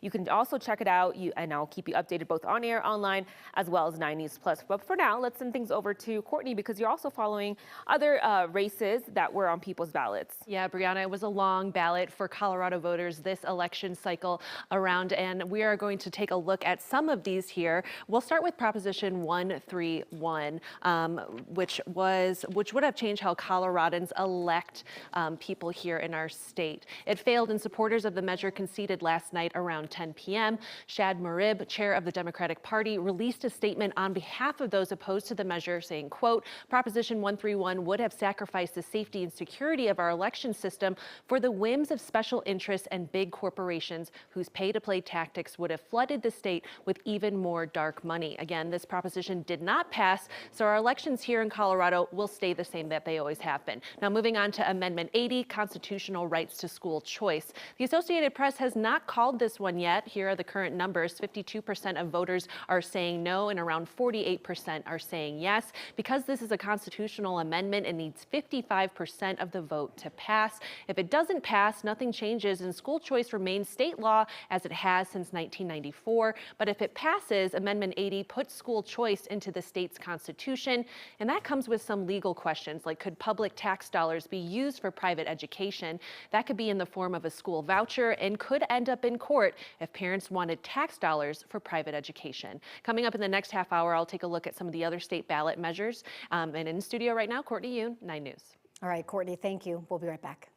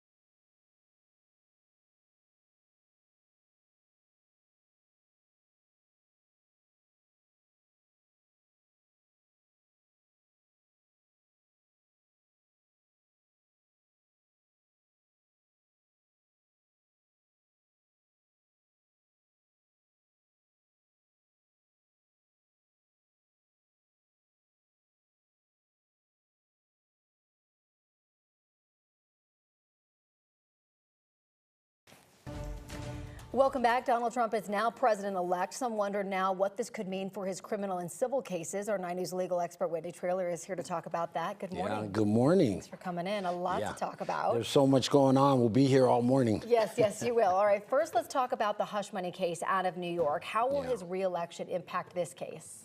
Well, that's going to be interesting, and I think one of the biggest issues is whether these are state or federal cases, because one of the even bigger than his election was the immunity ruling that the Supreme Court came through and said, hey, you are, a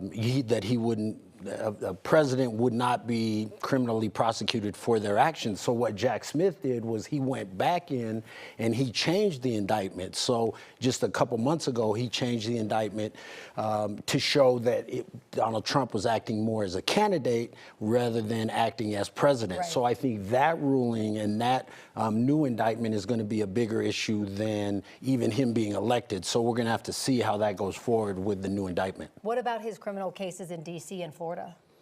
Well, so that's going to be another question in terms of you have obviously the classified documents and then in Georgia, the election interference. Now, again, these are what's going to be interesting here is the Georgia cases is a state case. So he's going to have less influence over those state cases. On the federal cases, he could have a little more power because the DOJ, he's going to have a new DOJ. Will they then continue to prosecute the current sitting president? The DOJ is supposed to be independent. That's why Jack Smith, that's why a number of these prosecutors on the cases leading up to it remained, even though other attorney generals were in the DOJ for example, once Biden got into office. So it's gonna be a lot. We're gonna have to find out over the next few months. There'll be a lot of litigation around this. Yeah, a lot of questions yet to be answered. Yes. Whitney's going to be sticking around with us coming up in the next hour. We're going to talk more about Trump's re-election impact, including if the Justice Department considers a president-elect to be covered by the same legal protection as a sitting president. For now, let's check in with meteorologist Chris Bianchi.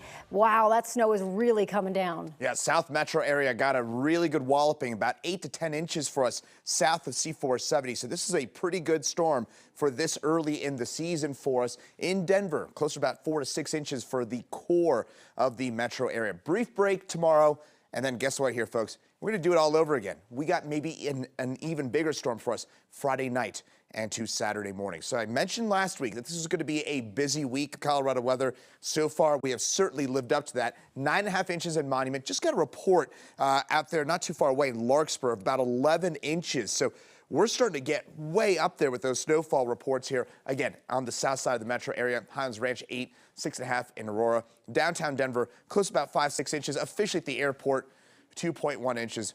Who cares? It's at the airport. And also, that was taken 11 p.m. last night. So, snowfall right now, heaviest for us, Eastern Plains, really from about Fort Morgan, Lyman on east. Folks, forget about 76, forget about 70. We're also seeing wind in there. In Denver, we're seeing that lighter snow right now. Starting to pull in some drier from the north. Notice some little specks moving the way into the north side of Denver, telling us that drier air is starting to win on out. As we head over the next few hours, southeast Colorado, Eastern Plains on south through the southeast corner of the state, Highway 50, I-70, I-25, that's where the heavier, steadier snow will be. In Denver, that snow, I think we're basically done with accumulations at this point. Reason being, the sun is out now. That's going to have a subtle effect in melting some of that snow that's fallen on those roadways. So that will also keep those roadways mostly wet through the rest of the day today. Where the snow will accumulate the most as we head over the next few hours will be the south side of the metro area. This is the area low pressure. You notice that distinct spin over southeast Utah. That's the cutoff area low pressure. That's an area low pressure that is not attached to the jet stream. Think of a train off its tracks. There's nothing steering that along, so it's going to kind of sit and spin there and bring a lot of snow to southern Colorado. Today in Denver, morning snow. Tonight, we drop back to 21. Tomorrow, we're in the upper 30s with flurries, mostly late in the day. Then, here's the big question. What happens with this area low pressure? How and where does it move?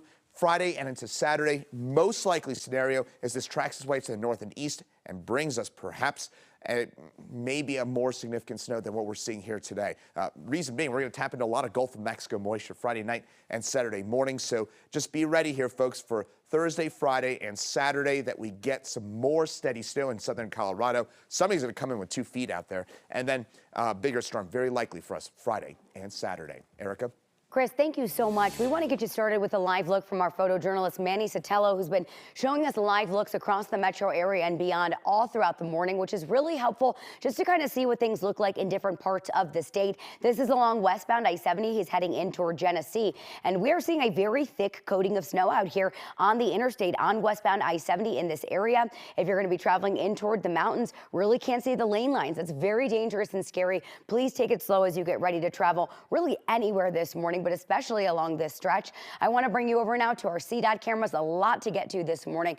I-70 and 32nd Avenue. I'm getting reports of a crash in this area, closing the eastbound portion of I-70. Still seeing traffic flow out this way this morning, and a little bit more blacktop out this way, but pretty much snow covered south of the metro, like Chris has been talking about all morning long. And we've had Lauren Scafidi driving out this way. This is in Monument this morning. Light volume, but again, a lot of snow covered still on the interstate. Then a big mess out here. We've got that eastbound Highway 36 crash at McCaslin. Only one left lane open and moving. Fire crews, emergency crews blocking off most of the highway. Slow out here as well. This is 225 northbound and Alameda. We had a car that spun out and went right into the middle area, grassy area that would be grassy, but is covered in snow this morning. So let that be a warning as well. It is slippery and slushy and snow packed, and you need to be careful. Let's bring you over to the map right now and run through a few things. I mentioned that crash. Eastbound I-70 has things closed off between Denver West Parkway and Youngfield Street. So if you're going to be traveling in that direction, not passable for that stretch. Not a full closure, but of course delays on eastbound Highway 36 because of that crash at McCaslin. We were just looking at from CDOT. 40-minute drive time is what we have on westbound I-70 for your commute between E470 and 76. Normal for that is around 14 minutes. And then of course 225, just a mess in both directions with nearing a 40-minute travel time on that southbound side. That's about a 30-minute backup. Again, be careful as you head out the door.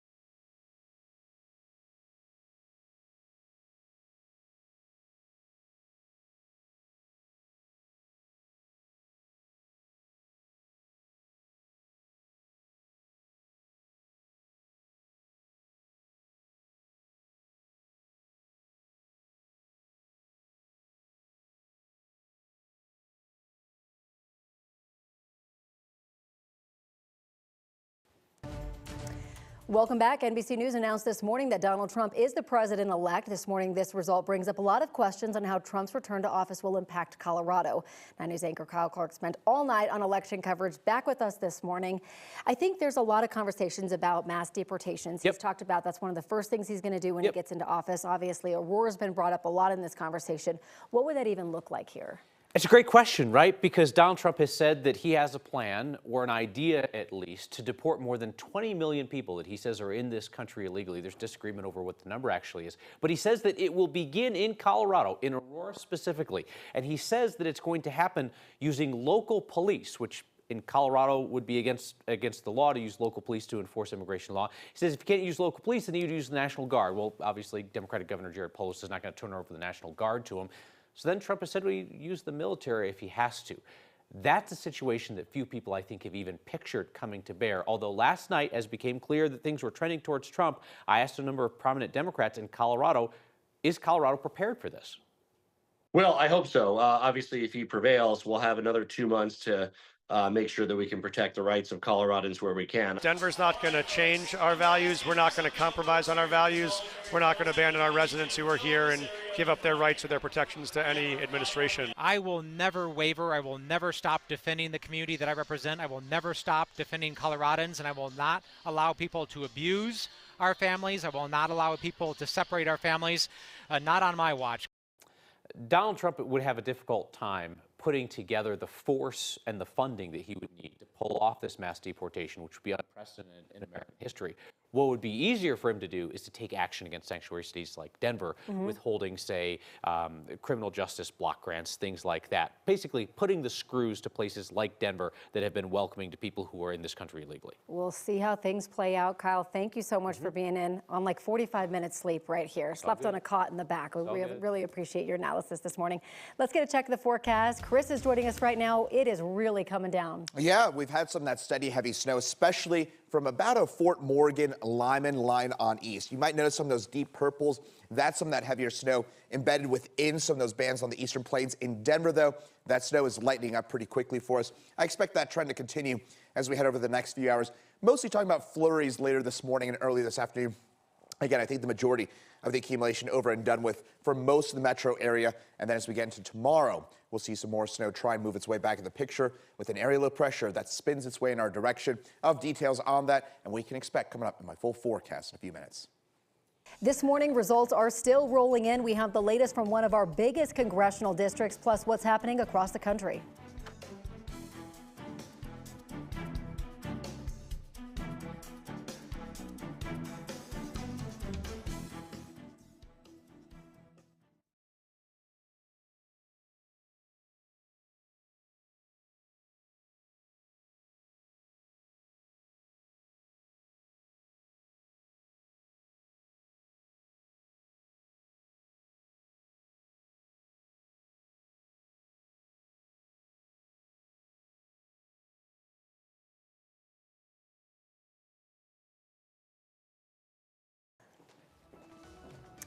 Good morning, I'm Corey Rose. Here's your 9 News Morning's local look. This morning, results are rolling in. We have the latest from one of our biggest congressional districts, plus what's happening across the country. We're also breaking down the different propositions and the amendments here in our state, what's passed and what's still being decided. We are waking up to a winter wonderland. It is our other top story this morning. Our teams are tracking the latest snow coverage from the high country down to the metro area and the foothills. Erica, it's causing some problems for our morning commute. So many problems, Corey. We are seeing really snow-packed interstates. Our photojournalist Manny Sotelo has been out monitoring what conditions are like across the metro. He's been on westbound I-70 passed through Genesee. A lot thick coating of snow on the interstate this morning. Can't even make out the lane lines. Be very careful as you head out. Really quickly want to show you our CDOT cameras this morning. We've got a big crash on that eastbound side of Highway 36 and McCaslin. We've been dealing with a lot of snow accumulation south of the metro, like Chris Bianchi has been talking about all morning in the Monument area. Very congested on 225. We're going to talk more about what we're dealing with on our roads over on KTV and 9 News Plus, but I want to send things over to meteorologist Chris Bianchi to break down what we're dealing with. And it's a weather impact day for today. Erica, you mentioned those impacts to the roads. Obviously, that's because of the snow, and we'll see that snow continue. That said, you're starting to see some of those little blips there in the map, starting to see some of that drier air working its way on in. I think the majority of the accumulating snow over and done with, but we'll keep some snow showers around through the day today. We're mostly talking about flurries. Then an area low pressure spins its way in our direction. Today's storm may only be the appetizer, as this storm has the potential to give us several inches of snow for Friday night and on Saturday. Over on KTVD and streaming on 9 News Plus, I'm going to have details on that next storm and a look at those snowfall totals so far as well.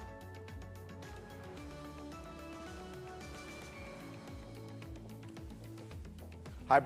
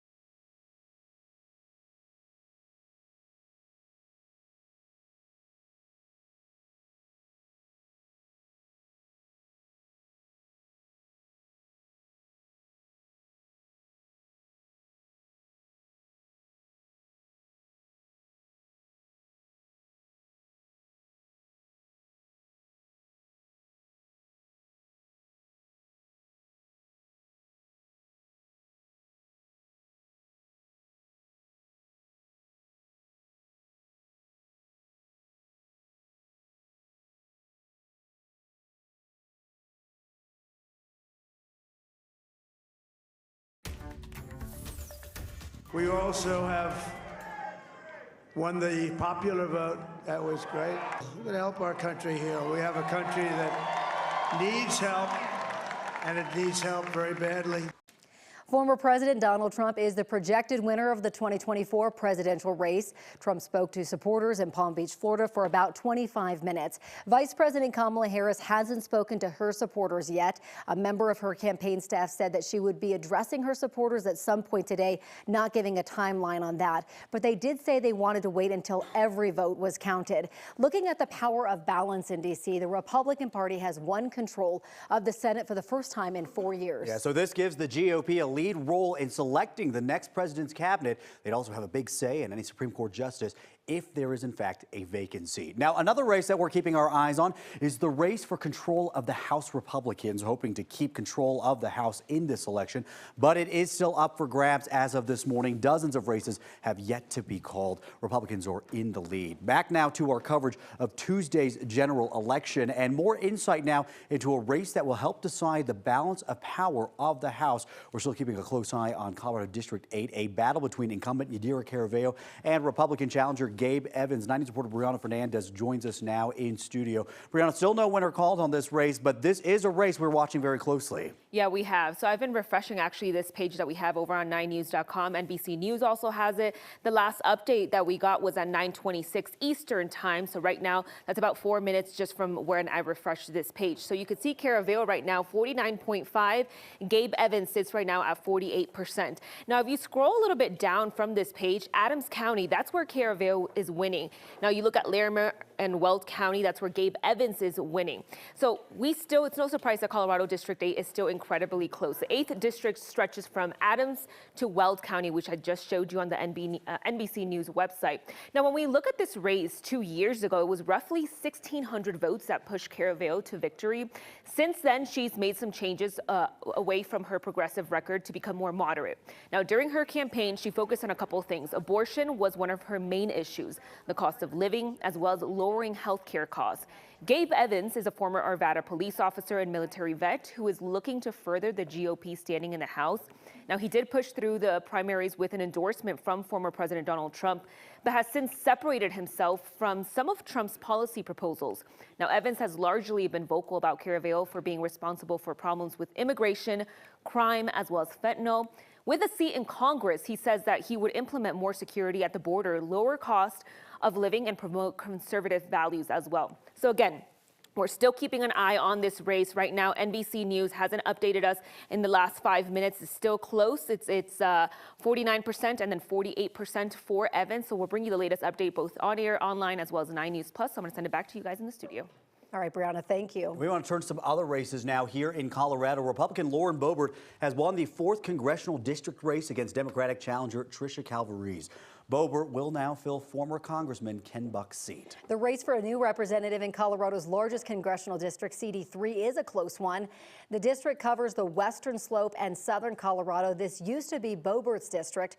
Right now, Jeff Hurd at 50%, Adam Frisch at 47%. And another big story we're following for you this morning, of course, is the snow still coming down this morning over Coors Field. This morning, you may be waking up to some flakes. Of course, your cars may be covered too, requiring some scraping before you make your morning commute, also making that commute a little bit slower. Absolutely. Let's send things over to our weather impact team meteorologist, Chris Bianchi. We are like out of practice with this one. I felt that this morning when I was driving in. Yeah, it's been a while, right? And it's weird because 9 days ago, it was 82 degrees in Denver. Just as a reminder, we literally went from summer. I think we had a beautiful 4 days of fall, and here we are straight into winter for us. 9.5 inches in Monument, 8 inches Highlands Ranch. I'm seeing some of your reports now. I'm going to update these for you over the next few minutes, but undoubtedly a lot of 7-8 inch reports on the south side of the metro area. Meantime, Denver area and points east of there, seeing some of that steadier snow right now.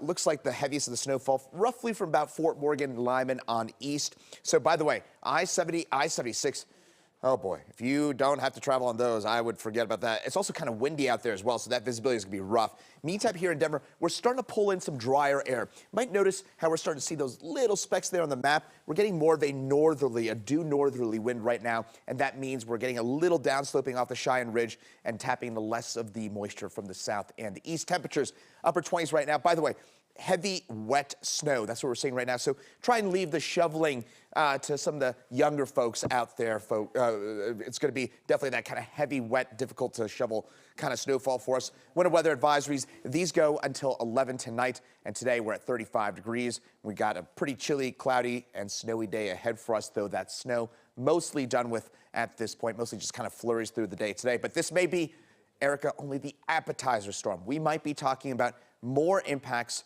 and a bigger snowstorm for us Friday night and Saturday morning. Details on that in just a couple minutes. Just a small taste of what's to come, Chris. Oh my goodness, thank you so much. Right now, this is a live look from our Manny Sotelo, our photojournalist who's been out monitoring the roads with us all morning long as well. He's getting back on I-70 this morning in between Genesee and Morrison, where we are just really still seeing a very thick coating of snow on our interstates, on our side streets this morning.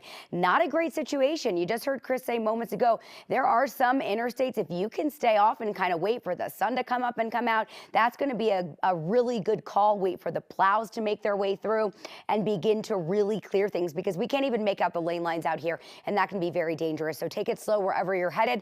Let's go ahead and take you over to our CDOT cameras now. Still following that eastbound Highway 36 crash in McCaslin Boulevard, only one left lane open and moving. A massive scene with fire crews and emergency crews blocking off most of the highway out that way. Then on 36 on the opposite side, on the westbound side, here at Sheridan Retta Crawl, up ahead at 104th Avenue, we've got a crash, and that's impacting your drive from Denver to Boulder. Looks like they're moving around this camera, I-25 in the Monument area, but we can really see a thick coating of snow on the interstates down that way, south of the metro area as well, which Chris has been talking about. They got hit with a whole lot of snow and really at a crawl this morning at southbound 225 and Parker Road because of the conditions as well as general morning volume. Let's take you over to the map. There's just a lot going on out here today. Eastbound I-70, we still have that crash between Denver West Parkway and Youngfield Street, and that eastbound side of I-70 reported to be closed. Of course, heavy delays from the Westminster area leaving Denver, westbound Highway 36 because of that crash at 104th Avenue. We were just looking at delays at Sheridan. If you're going to be traveling from the Brighton area in toward Commerce City, we've got a wreck on westbound 76 and 144th Avenue.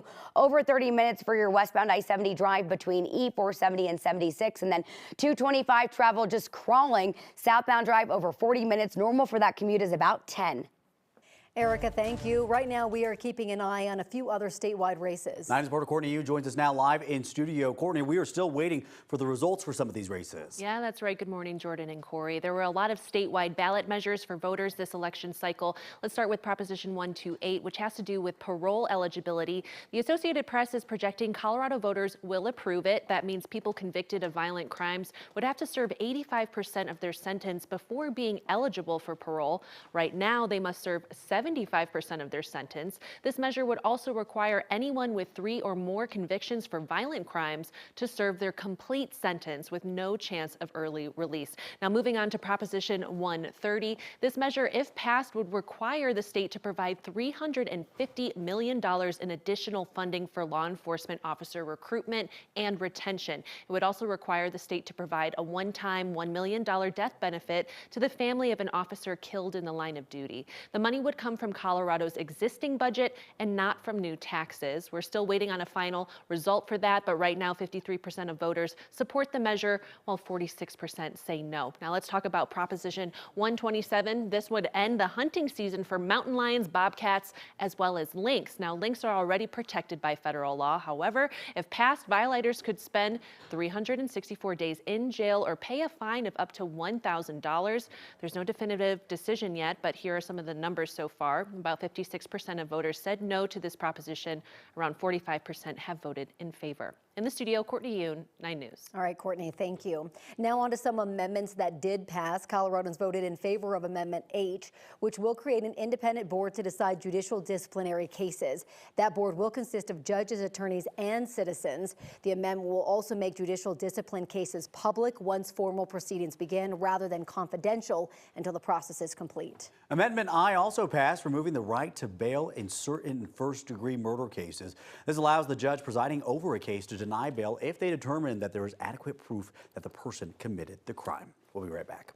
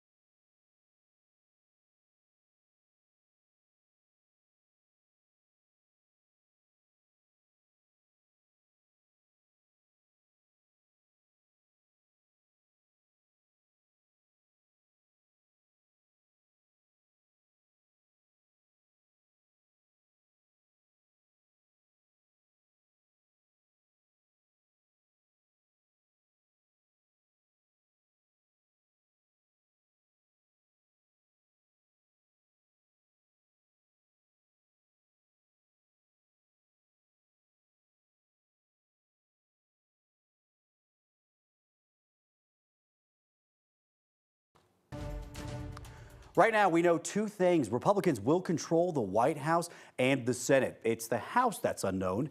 8 districts appeared on Colorado ballots in the general election. Results are still outstanding on a few of them. Kyle Clark back with us now to talk all about this. Kyle, good morning. Yeah, absolutely. Good morning to you. What are we seeing right here with this race? So I think everybody's watching Colorado's 8th congressional district. That's the toss-up race that we knew going into the night, one of the 25 or 30 closest races in America, and it is holding true to that right now. Democratic incumbent Yadira Caraveo carried a slight lead into the overnight hours, and it narrowed a bit to just under 2%. Race is too close to call. She didn't even show up at her watch party last night. She decided to leave the talking for today or a later date. Republican Gabe Evans came out last night to say that he was confident that there are going to be more conservative votes coming out of Weld County to balance some Democratic votes that were already banked in Adams County. And truly, we shall see. That race is too close to call. This mirrors what happened 2 years ago, which was the first time that there was a race in the newly created 8th congressional district. And in that race, Republican Barb Kirkmeyer, the state senator, conceded the following day. It was still a very close race, but she said, I've looked at where the votes are coming from, and I just don't see a path forward.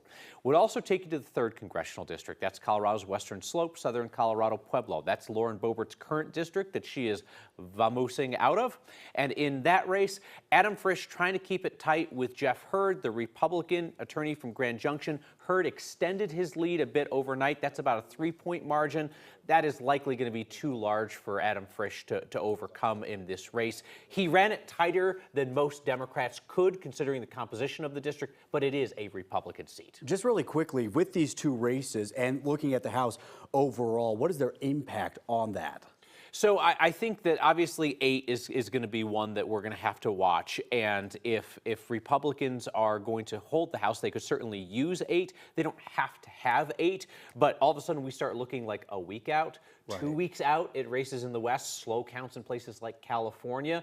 So we'll know pretty soon, I think, on this race. I would say we're likely to wrap up that race today or tomorrow. The races that will decide control of the House are likely to be on the West Coast. All right, Kyle, appreciate your insight. Thank you very much. Let's get check your forecast now with Chris. All right, we certainly got a busy weather day today. That's a weather impact day because of all that snow that we're seeing out there. Heaviest of that snow will be mainly this morning. Brief break tomorrow, and then maybe an even bigger storm for us on Friday night and Saturday morning. Picked up 9.5 inches in Monument, 8 in Highlands Ranch, Aurora 6.5 inches, 6 in Castle Rock, though. I'm seeing some numbers that are a little bit higher from the Castle Rock area within the last few minutes. Still seeing some of that steadier snow. Fort Morgan, Lyman on the east. In the Denver area, that snow's starting to wrap on up. More in just a second on that. But Fort Morgan, Lyman on east. Folks, if you don't have to travel on 76 or I-70, do not. Not only is it snowing, we've also got some gusty winds out there that have a 40-mile-an-hour wind gust in the DIA within the last couple of hours. Meantime, for us in Denver,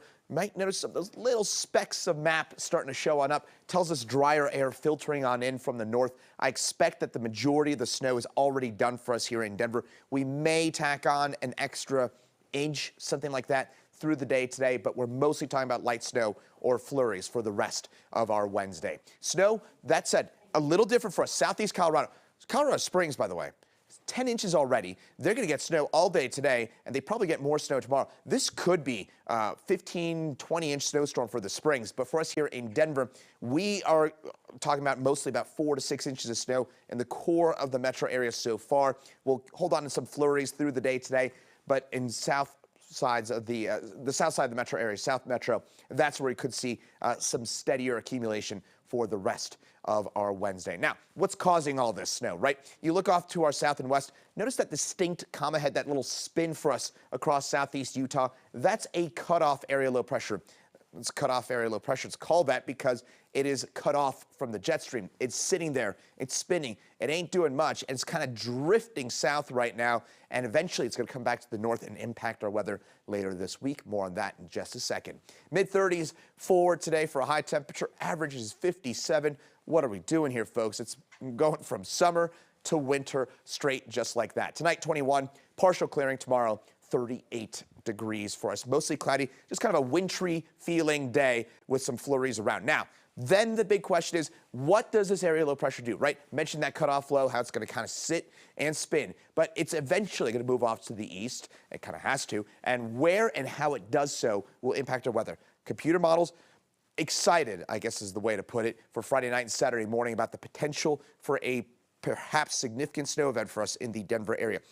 I want to get past this current storm before we really focus on that. I suspect that Kathy will later on today, but I think for the meantime, I want to focus on that snow we're seeing right now. That said, just to give you an idea about what we could see Thursday, Friday, and Saturday, potential for a bigger storm. Southern Colorado here, Erica, will get a lot of heavy snow over the next 48 hours. Yeah, Chris, and we've been seeing just the impacts of what they got overnight and into today this morning. Right now, our Manny Sotelo is showing us another live look. He's along eastbound I-70 in the Morrison area. I believe approaching a stalled semi is what my producer told me moments ago. Right now, I'm seeing a lot of that thick, slushy, almost kind of dirty-looking snow out here along the interstate this morning. If you're going to be traveling this way, just be very, very careful out here. Take it slow. Give yourself extra time. I know this feels redundant. We've been saying this all morning long, but we really can't stress that enough. There is a lot of accumulation out here and not a lot of clearing just off of I-70 in Morrison this morning where Manny Sotelo is. Let's go ahead and take you over to our CDOT cameras. Just a whole lot I'm trying to get to that I can't really get to all of it this morning for you guys. Westbound Highway 36 this morning, slow going at Sheridan. There's a crash up ahead at 104th Avenue. Opposite side, eastbound Highway 36 in McCaslin is now closed off. Police are detouring folks leaving from Boulder. If you need to travel from the Boulder area in toward Denver this morning, you're not able to starting at Table Mesa. They have you on a detour, and then you're able to get on after the McCaslin exit there. 225 in Parker Road, slow on that southbound side. Not as much accumulation on the interstate here, but a lot of morning volume, which is normal for this time of the morning. I-25 in Monument, very snow covered. That's south of us this morning, which Bianchi has been saying that is where we got that big hit, and not a lot of clearing out that way. We've got to bring you over to the map. A lot I still need to get to out here. So like I mentioned, from Table Mesa, no access to that eastbound side of Highway 36 per police. They tweeted that out in the last 10 minutes. So everyone is being detoured because of that crash at McCaslin. Then we've got in the opposite direction, westbound Highway 36, 104th crash, slow to Sheridan, slow into Westminster this morning. Another crash with an interstate closure. This is major. Eastbound side of I-70 is closed between Denver West Parkway and Youngfield Street. Really, the map is just so colorful right now. Another crash clearing out at westbound Highway 36 and 144th Avenue this morning in the Brighton area. Still well over a 30-minute travel time for anyone getting ready to head out on westbound I-70 between E470 and 76. Just a nightmare on both sides of 225 this morning. Upwards of a 30-minute backup on that southbound side. We've had massive issues on the eastern portion of the state as well. They've been getting dumped with snow. Chris has been talking about that all morning. From Byers into Lyman all the way to the Kansas border. It's a dicey commute on I-70. And then I'll leave you with northbound I-25, Castle Rock to 225 drive in the red, looking at 44 minutes. Normal for this travel time is around 16.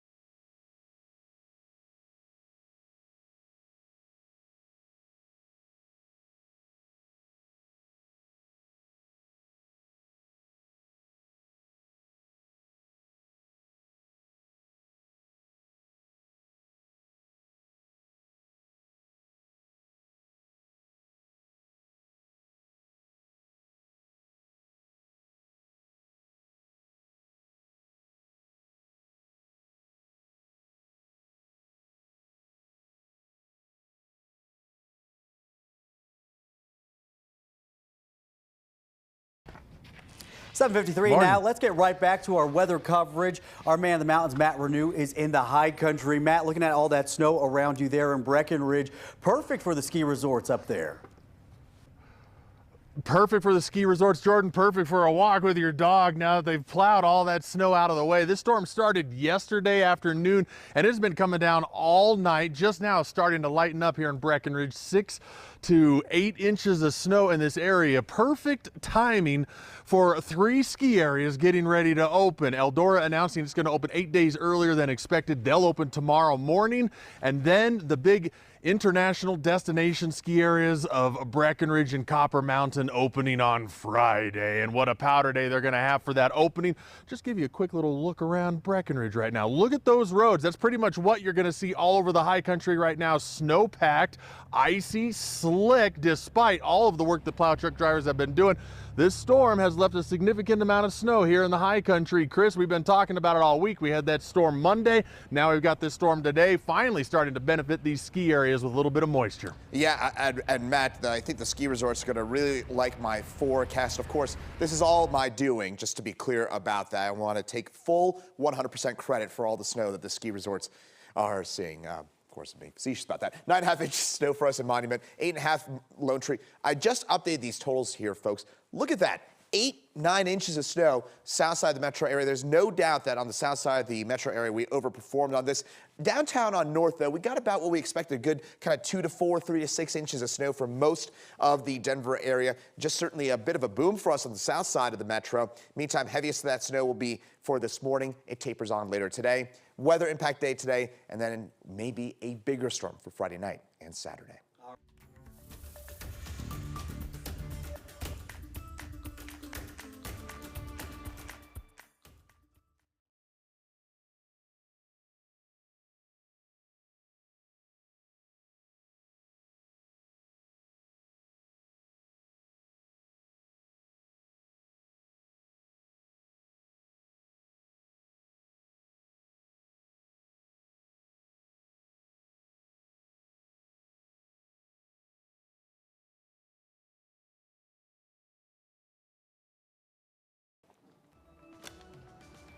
Good morning, everyone. I'm Jordan Chavez with your 9 News Mornings Local Look.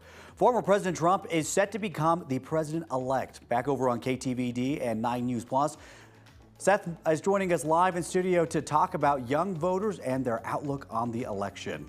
And former President Trump is the projected winner of the 2024 election, as we just mentioned. Our own Kyle Clark joins us in studio to discuss the impacts of a second term. And it's been a very messy commute out here with snow just about everywhere across the metro, down south of the metro this morning in the mountains. Major impacts on Highway 36 eastbound. We've got an highway closure rather at McCaslin Boulevard. So from Boulder headed toward McCaslin is not going to be accessible this morning on that eastbound side of Highway 36. Very congested because of another crash on Highway 36 on the westbound side at 104th Avenue this morning. So delays at Sheridan. Very snow covered north of the metro or south of the metro area here at I-25 in Monument, and then 225 south slow at Parker Road. A lot more that we're dealing with on our map this morning, but we don't have time to get to it. So join us over on KTVD or streaming on 9 News Plus. I'll send things over to meteorologist Chris Bianchi for a check on the snow because some areas got a lot of it. And Erica, you've done a great job tracking those roads. My wife actually just texted me saying she's avoiding Highway 36 because of your traffic report just a second ago. Meantime, 8 to 9.5 inches of snow for us south metro area. Big storm for us on the south side of the metro area. Downtown Denver, close to about 4 to 6 inches. And for most of the urban corridor, that snow lightning got up later today. But we could have a bigger storm. I'll have details on that over on KTVD and on 9 News Plus.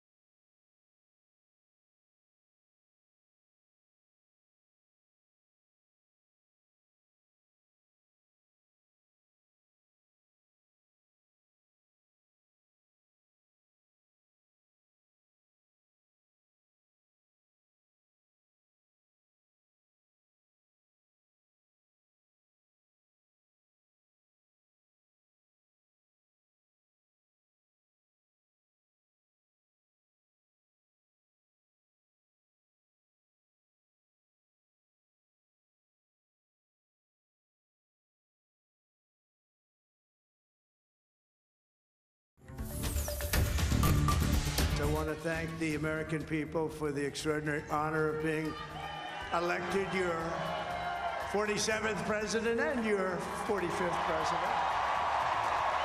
For the first time in at least 100 years, a presidential candidate will be back in the White House to serve non-consecutive terms. Good morning, I'm Corey Rose. And I'm Jordan Chavez. NBC News and AP announced earlier this morning former President Donald Trump will be the 47th president-elect of the United States. Up until now, Grover Cleveland was the only president to serve non-consecutive terms. Of course, a lot of eyes were on the swing states this year. It became a lot clearer once Trump flipped a few of those swing states. That's right. He won crucial swing states like Georgia, Pennsylvania, and North Carolina, and has the lead in other swing states like Arizona and Nevada. Now, late last night, the former president addressed his supporters at a convention center in West Palm Beach, Florida. He was joined on stage with members of his family, as well as his running mate, J.D. Vance, and House Speaker Mike Johnson. I believe we have video of that. During his speech, he started talking about winning the popular and electoral vote and claiming victory. And with him being elected, Trump pledged to, quote, help our country heal. We have yet to hear from Vice President Kamala Harris. She did not address a crowd of her supporters at Howard University yesterday before the race was called. Her campaign's co-chair says she will speak to voters sometime today. Now, there was a massive rise within the stock market amid Trump winning the presidential election. The Dow is up 1,300 points, with Tesla and Bitcoin making a big jump up. There's a lot more to talk about throughout the morning regarding the election, but we are also watching the weather, as our weather impact team has called a weather impact day. This is why. This is me and Corey this morning. This is a live look at us right now, frozen over. This is a live look out from our Four Seasons camera. Two icicles there sticking to our camera. Just gives you an indication of just how cold we are today. Truly. Good morning, everybody. Let's get a check of your forecast now with meteorologist Chris Bianchi. My brain, I think, is frozen this morning right now, too, Chris. Good morning. Good morning, Jordan Chavez. I know, yes, I believe, and Corey Rose. Good to see you both. And yes, it is certainly snowy out there on this Wednesday morning. Here, picked up about 8 to 10 inches of snow on the south side of the metro area, Parker west through Centennial, DTC, Lone Tree, Highlands Ranch, as well as Littleton, Ken Carroll. That's where you got the bullseye, and even about 10 inches for us in Monument. I got one report about 11 inches near Larkspur. So, boy, quite the storm for the south metro area. Even here in downtown Denver, about 3 to 6 inches across most of the urban corridor for us here. So you get north of, say, 225. We're talking about closer to about 3 to 6 inches. So pretty good storm, no doubt about it. That said, the snow's basically done in terms of the accumulating stuff. I think we're talking about just some leftover flakes. This is mostly, at this point, transitioning more meteorological dandruff, right? Just a few flakes. You're just seeing the snow falling, but you're not actually getting much in the way of accumulation at this point. The sun's out. Temperatures are fairly mild for a snow event, so we're talking about upper 20s, low 30s. That also means there's a lot of heavy water content within that snow. So keep this in mind here, folks, is that if you're going to have to shovel this is going to be one of those it's kind of a pain in the you-know-what to kind of shovel, because it's going to be really heavy, no doubt about that, with this kind of snow for today. Winter storm warnings in red, winter weather advisories in teal for an additional couple of inches of snow, and we've got the potential for a few more inches, especially on the south side of the metro area for today. And today we top out at 35. Morning snow, that's already wrapping on up, as I mentioned. And then as we head through the day today, temperatures will gradually warm by about 3 whole degrees. Meantime, later on this week, more snow, and this could be the appetizer storm here, Erica. Today's storm could be the appetizer storm for what could be a doozy Friday night and Saturday morning. I don't know how you feel about that, Erica. You know, I don't feel too great about it. Hopefully my flight gets out Friday morning, and then I guess I'm not really going to be stuck in it. But Chris, I feel bad for everyone stuck in these conditions this morning, because it is really, really messy out here and slow. Snow still coming down. Our photojournalist Manny Sotelo has been driving around kind of showing us what things look like across the metro and even parts of the mountains this morning. This is along 6th Avenue. He's on the eastbound side. We're hardly moving in the area of Colfax this morning. Conditions not great. We're definitely seeing accumulation out here on 6th Avenue eastbound. And again, we're really not moving. Let this be your warning. It's slow on really all of our main interstates and highways. Side streets really need some love as far as plowing goes. So if you can stay off these roads right now, that's going to be my advice to you. Let's go ahead and bring you over right now to our CDOT cameras. A lot I need to get to this morning. Right now, Highway 36 westbound, slow going at Sheridan. Up ahead at 104th Avenue, we've got a crash. That's what's adding to those delays. Then the opposite side of Highway 36, that eastbound side, closed at McCaslin this morning because of a crash, so folks are being detoured out that way. I-25 south of the Denver metro area and Monument, just very snow covered. Not as much snow out here on I-70 in Kipling, but I pulled up this camera because westbound lanes are at a crawl. Up ahead, we're dealing with another crash reported to be involving 4 vehicles, so it is very slow. Let's bring it to the map. A lot of crashes I got to get to right now. So I talked about that closure along eastbound Highway 36. If you're going from Boulder into Superior, approaching McCaslin, you're not able to, so officers are detouring you from Table Mesa this morning. Opposite side, westbound side of Highway 36, crash at 104th, slow into Westminster this morning. 2 crashes on I-70, that westbound one approaching Kipling with delays into Arvada, and then eastbound between Denver West and Youngfield Street. Additionally, westbound I-70 through the metro very slow, over a 30-minute drive between E470, 76. Both sides of 225, I would stay off of it if I were you. We're looking at a 40-minute road, a 40-minute travel time on that southbound side. That's upwards of a 30-minute backup. Right now, eastern portion of our state has been really messy as well. They've been getting dumped on with snow. Chris Bianchi's been talking about this, but from Byers through Lyman all the way to the Kansas border, it's going to be a very dicey ride for you. Northbound I-25 messy as well from Castle Rock to 225. And this morning, we have team coverage on our roads as well. 9 News reporter Lauren Scafidi has been out monitoring things. You're on Arapahoe Road in Centennial. How are things looking out there? Yeah, things are looking okay out here. And another reason to avoid I-25, like you said, Erica, we saw a couple accidents as we were cruising down I-25 this morning. Want to give you a look, though, at East Arapahoe Road, like you were saying. Things are looking okay. Visibility is fine, and the roads are decently clear. What the biggest issue that we've seen this morning is people kind of changing lanes next to us, and then it kicks all of the snow up onto our windshield, and it's like, whoa, what's going on? We got to turn on the wipers. We can't see anything. So that's been the biggest issue, but we've been taking it pretty slow. You can see even that blue car just kind of cruised right in front of us. We're taking it easy, and we are not having too many issues this morning, but we will continue to keep monitoring this, seeing what we are seeing, and maybe we'll hop back on I-25 after this to take a look at the interstate again. But otherwise, East Arapahoe Road is looking pretty decent this morning. All right, Lauren, thank you very much. And a handful of schools have made some changes. Elbert School District 200, for instance, is taking a snow day. You can find that full list on 9news.com and the 9 News app, which is free to download. We've got a lot more weather coverage coming up here for you on 9 News and on 9 News Plus, so stick around. It is 8:07 now. We want to get back to our election coverage this morning. We now know that former President Donald Trump will return to the White House in January. We also know Republicans have won control of the Senate. However, the House is still up for grabs. And one Colorado race that will help determine the balance of power in the House is still too close to call this morning. We're talking about CD8, the battle between Democratic incumbent Yadira Caraveo and Republican challenger Gabe Evans. 9 News reporter Brianna Fernandez joins us live in studio now. Brianna, what's the latest on this race? Still, it's a waiting game, and we knew that this race was going to be very, very close. So still no winner. It's no surprise that Colorado District 8 is still incredibly close. So when we look at this race 2 years ago, it was roughly 1,600 votes that pushed Caraveo to victory. The latest numbers show Caraveo is currently ahead with nearly 50% of the votes. Republican challenger Gabe Evans has nearly 48%. So we did expect this to be a tight race. Caraveo did not appear at her watch party last night, which suggests that her campaign expected this to be an overnight morning situation. So again, still a waiting game, which is the same thing that happened back in 2022, the first year for District 8. Caraveo's team actually released this statement saying in part, it's early and the race is too close to call. Our team is closely monitoring votes as they come in and are cautiously optimistic about where we are. Now for Gabe Evans, it was a long night at his watch party. We actually had a crew there on scene. He took the podium late last night around 11 to address his supporters, saying that this was expected and to have faith. Evans is a former Arvada police officer and military vet who is looking to further the GOP standing in the House. Now he pushed through primaries with an endorsement from former President Donald Trump, but has since separated himself from some of Trump's policy proposals. So again, we are still keeping a close eye on this race. We're going to bring you the latest updates both on air, online, as well as 9 News Plus. Courtney, you're also keeping an eye on a few other races that appear on people's ballots.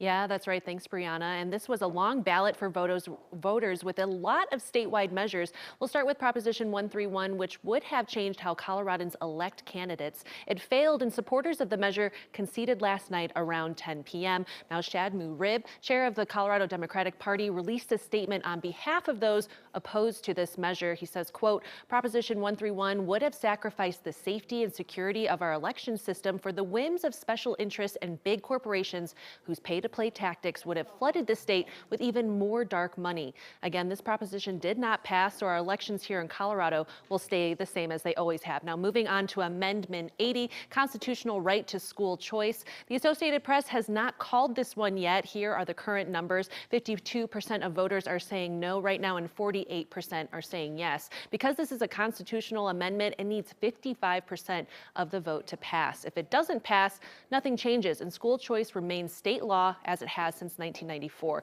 But if it passes, Amendment 80 puts school choice into the state's constitution, and that comes with a lot of legal questions, like could public tax dollars be used for private education?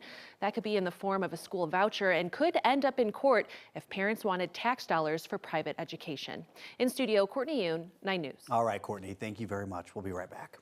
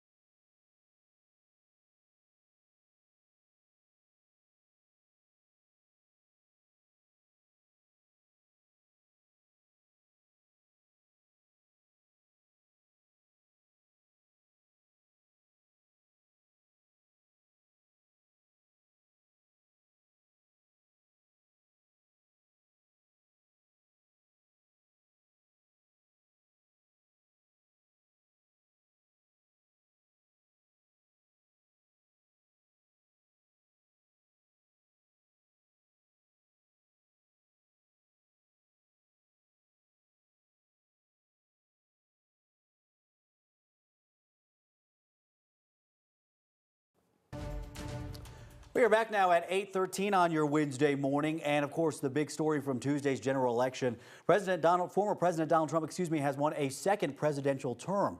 He's only the second president elected for 2 non-consecutive terms. Grover Cleveland was the first. This morning, this result brings up a lot of questions on how Trump's return to office will impact Colorado specifically. 9 News anchor Kyle Clark spent all night on election coverage. Back with us this morning. I think you've been looking at this map of the country and a kind of a big shift when, maybe not a big shift, but a shift when it comes to how voters, voted in this election. Yeah, Donald Trump picked up ground all over the place in America. In small towns, in suburbs, in big cities, even places that he didn't win, he did better than he did last time, with a few exceptions. And one of them is Colorado. He did marginally better here than he did 4 years ago. Kamala Harris is currently up by 11 points and change. Joe Biden was 13.5 points here 4 years ago. So Colorado did shift to the right a little bit in the presidential race. But when you look at what happened in our counties, more than a dozen Colorado counties actually shifted to the left. And that's just not something that you're seeing really anywhere else in the country, with the exception of the state of Utah and Washington. So if there's surprise here in Colorado, more so than other places, I think it's because, honestly, people weren't having as many conversations with their neighbors about what was happening in the rest of the country, which was a Trumpward shift. So last night when we talked to Democrats as they were learning that Donald Trump was likely to win, I heard a mix of fear and defiance. And so we will continue to be a space and perhaps even a haven for the states around us. And we saw to it tonight that our values were expressed. We believe in clean air, we believe in supporting workers, and we believe in the right to reproductive health. And so, again, with what we showed today, we're going to continue to do that work. And Coloradans confirmed that we're on the right track as Democrats. We're going to see families torn apart again. We're going to see rhetoric, constant division of people. We have to get up and get to our lives tomorrow, though. We have to get through it. And it's interesting because we talked to Republicans on that same panel last night. They were happy that Trump won. They had optimism, but they also had some concern about whether he's really going to do everything he said he wants to do. I don't know that it's going to be that negative. I think maybe some of the rhetoric, of his has calmed down some, which I think is good. And I think, in Colorado, we've learned how to work together in very good civility between Democrats and Republicans in the Senate. I think that's going to be happening, maybe even hopefully more so in the House. And I think that's a good thing. If President Trump goes after immigration in a thoughtful way where we know who came here and who's here, because we use in a lot of immigration in agriculture, labor, and that sort of thing, and we need that. So to be successful, that needs to happen. It's tough to draw big conclusions, but one thing we can tell from those numbers is that Coloradans were just statistically less likely to be talking to friends, family, neighbors who were a swing voter to Trump than in just about any other state in America. That's really interesting. It is fascinating. Yeah, absolutely. All right, Kyle, thank you very much. We appreciate you waking up early with us. Let's get check your forecast now for the other big story this morning. Of course, that's snow, Chris. Yeah, we've had quite a bit of it. On the south side of the metro area, a widespread 6 to 10 inches of snow for us south of roughly 470. Downtown on north, looks like more about a 3 to 6 inch snowfall, generally speaking. Monument, 9.5 inches. Castle Rock, 8 inches. South Denver, DTC, 8 inches of snow. So this is a good storm, no doubt about it. That said, we're not done yet, but I think for the most part, the accumulating snow is basically done. We're just talking about some flakes right now, but for the most part, I think we're basically starting to wind things down with our snowstorm. Denver might notice those little holes up into Weld County as well as on up by Commerce City and west of Federal Heights. That's that dry air starting to push on in from the north and the east, and that means we're starting to dry things out here in the metro area. That said, south side of town, you'll hold on to snow the longest. Just looking at some of the latest computer forecast modeling, I do think we hold on to clouds and at least some light snow throughout most of today and most of tomorrow as well. We'll have some brief breaks, maybe some blips of sunshine, especially the further north you go. Larimer, Weld counties, Highway 34, Greeley, Fort Collins, you'll get a bit more sunshine. Further south you go, the more clouds and light snow you'll have. But again, mostly talking about flurries this afternoon. I'm not even going to show you an accumulation map because I think we're maybe talking about an extra dusting to an inch or so. We're basically done with the accumulating snow for the rest of today and through most of tomorrow as well. Friday is when it gets interesting again. Reason Friday is going to get interesting, notice that spin across southeast Utah. That is what we call a cutoff low. It's a low that is cut off from the jet stream. So as a result, it's like a train off its tracks. There is nothing steering this along, so it's just kind of sitting and spinning and hanging out, just kind of like I don't know, a family member at Christmas that you don't necessarily want to talk to, or Thanksgiving, something like that, hanging around way too long, and that means that that cutoff low is going to spit up a lot of snow for southern Colorado as we head over the next 24 to 36 hours. In Denver, we're on the northern fringes of that storm, so we kind of get the clouds, some light snow, and just stays kind of cold, but I think the accumulating snow basically done. Maybe an extra inch for the rest of today. Tonight, same idea. More clouds than clear skies and a few flakes around for tonight as well. Tomorrow, we're also looking at mostly cloudy skies, maybe some blips of sun, a flurry or two around, some occasional snow showers. Not a big deal. This It is a big deal, though. There's that cutoff low. It moves south. That's why we get that kind of brief break before it comes back to the north and realigns with the jet stream. And eventually, it's going to kick out over the plains. And that likely means for your Friday and your Saturday, we get a significant snow event. And there is a growing possibility, if not likelihood, for Friday night and Saturday morning of getting a 6-inch plus snow event for us here into the Denver area. So southern Colorado, steady snow Thursday through Saturday. And then we get some questions, but I think Friday and Saturday we could be in for another solid storm. More details on that as it gets a bit closer for us. But in the meantime here, Erica, I think we are going to be talking about some hefty snowfall totals possible for us Friday and Saturday once again. And honestly, seeing how big this has impacted our morning drive, that makes me a little nervous for everyone on Friday night. Hopefully everyone is very careful. Chris, thank you so much. It has been an extremely busy morning out here on our roads, of course. Massive impacts from the snow out here, from the mountains to the metro. I want to start you out right over here at Highway 36 eastbound, shut down at McCaslin Boulevard because of a crash this morning. So we can still see it is very busy as far as emergency crews go, closing things off. This is just a glimpse of what things look like south of the metro area and Monument. Very, very snow covered out that way. Not a terrible look at I-25 and Downing Street, but I-70 westbound and Kipling slow going. There's a crash up ahead, adding to those delays. Mostly just dealing with wet roads along I-25 and Downing and then I-70 and Kipling. But then we're seeing a lot more snow at 36 in McCaslin, as well as I-25 and Monument. Let's go ahead and bring you over to our map. A lot I need to get to this morning. As far as access goes to Highway 36 on that eastbound side from Boulder, from Table Mesa, police are detouring you because of that crash. Right now, 2 crashes on I-70 in opposite directions. Eastbound, we're still dealing with a closure between Denver West Parkway and Youngfield Street, and then westbound at approaching Kipling. We were just looking at those delays from that one. 15-minute backup or so on westbound I-70 for your drive between E470 and 76. Just crawling out here on both sides of 225. Southbound drive, 38 minutes. That's around a half-hour backup. Then check this out. We've been talking about problems on the eastern portion of our state this morning. Right now, we are now dealing with a closure of I-70 in both directions between Lyman and the Kansas border there, headed toward Burlington area because of the dangerous conditions. Chris has been talking about this all morning. They've been getting dumped on, so that is now not passable. Northbound I-25, 34-minute drive time between Castle Rock and 225. That's around a 20-minute backup. Then we've got a southbound I-25 crash at County Line Road. And I'll leave you with a look at your tech center to downtown travel times.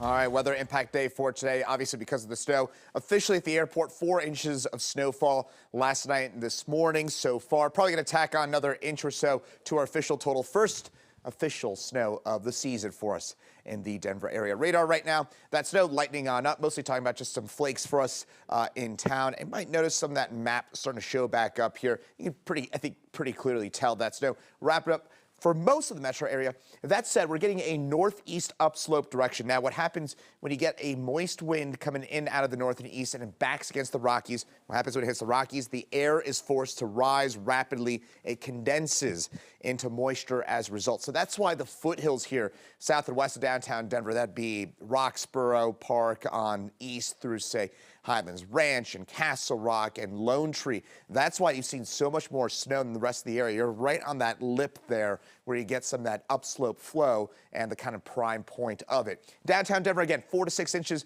for most of us so far. We'll add on maybe another inch or so through the day today. I think most of the snow basically over and done with. 7-day forecast, the weather impact day today, we're going to most likely upgrade Friday and Saturday to an upgrade to weather impact day because this area low pressure, it's going to spin back south, give us a bit of a breather tomorrow, and then it spins back north for Friday and Saturday. A growing likelihood for a high-impact snow event for us later on this week, and I'll have more details on that for you in just a few minutes.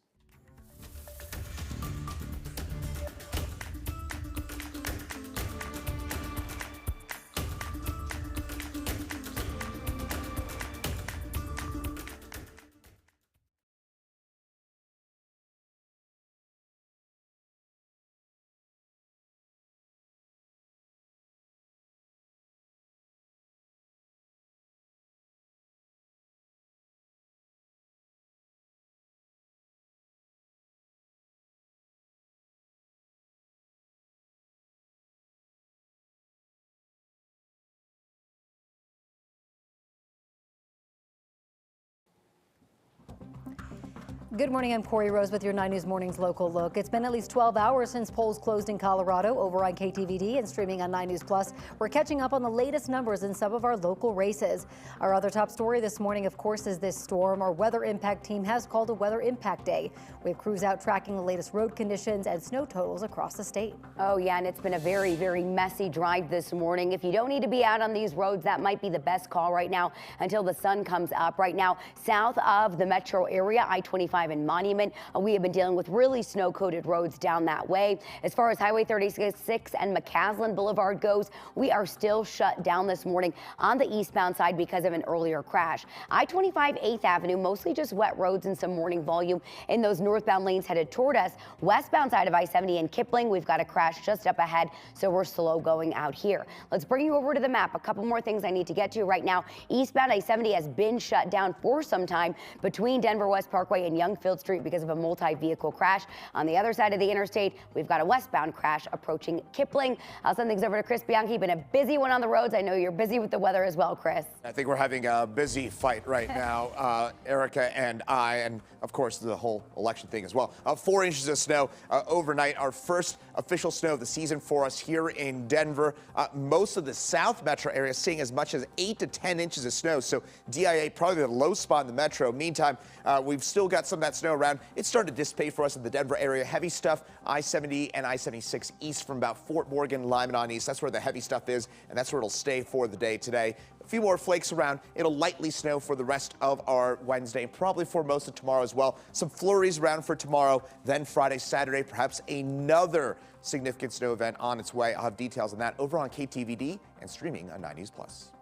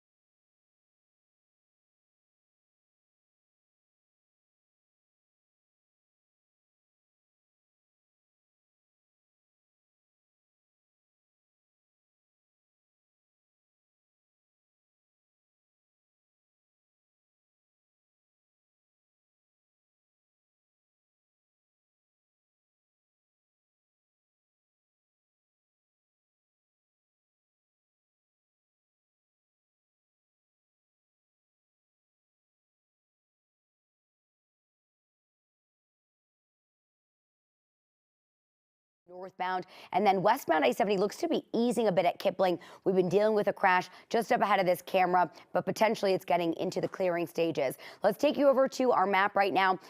We were just looking at that eastbound Highway 36 crash this morning. So from Table Mesa, you're being detoured. No access from the Boulder area to eastbound Highway 36. Police are still detouring folks there. Then we're dealing with an eastbound I-70 closure we've been dealing with for quite some time out here between Denver West Parkway and Youngfield Street. Again, westbound I-70 crash approaching Kipling looked to be clearing. Slight improvement for us on southbound 225. 34-minute drive is what we're looking at for your commute between I-70 and I-25 northbound into Aurora. Still crawling out here. One of the biggest impacts we're following now is a full closure of I-70 in both directions between Lyman and the Kansas border, headed toward Burlington this morning because of dangerous and snowy conditions out this way. Chris Bianchi was warning of this area all of the morning, and I've been watching the delays, and then that closure popped up. So that stretch not passable again in either direction. Northbound I-25 drive, 33 minutes between Castle Rock and 225. Normal is around 16 minutes. Southbound I-25 still have a crash there at County Line Road. Be careful as you head out the door this morning. Erica, thank you. Snow will be steady and heavy throughout the morning here in the metro area. Meanwhile, the high country has a nice new layer of fresh powder on the ground. That's right. Perfect for those ski areas up there that have yet to open. Our man in the mountains, Matt Renew, is in Breckenridge. Matt, it looks like it may be a little bit still coming down on you. I can't really tell from the shot. It's Chris Bianchi's meteorological dandruff right now, Jordan and Corey. Just a little bit of a light snow after a lot of snow that rolled in yesterday and then just hit the high country overnight. I'll step out and get a look at there's Highway 9 behind us running through Breckenridge, and it looks like pretty much every road in the high country, including I-70 right now, is going to be snow-packed and slick. We've seen the plow trucks come through here several times, but it was just a fairly significant amount of snow that came down. After our big storm Monday, this was another one that sort of topped off some pretty good snow amounts just in time for 3 ski areas getting ready to open.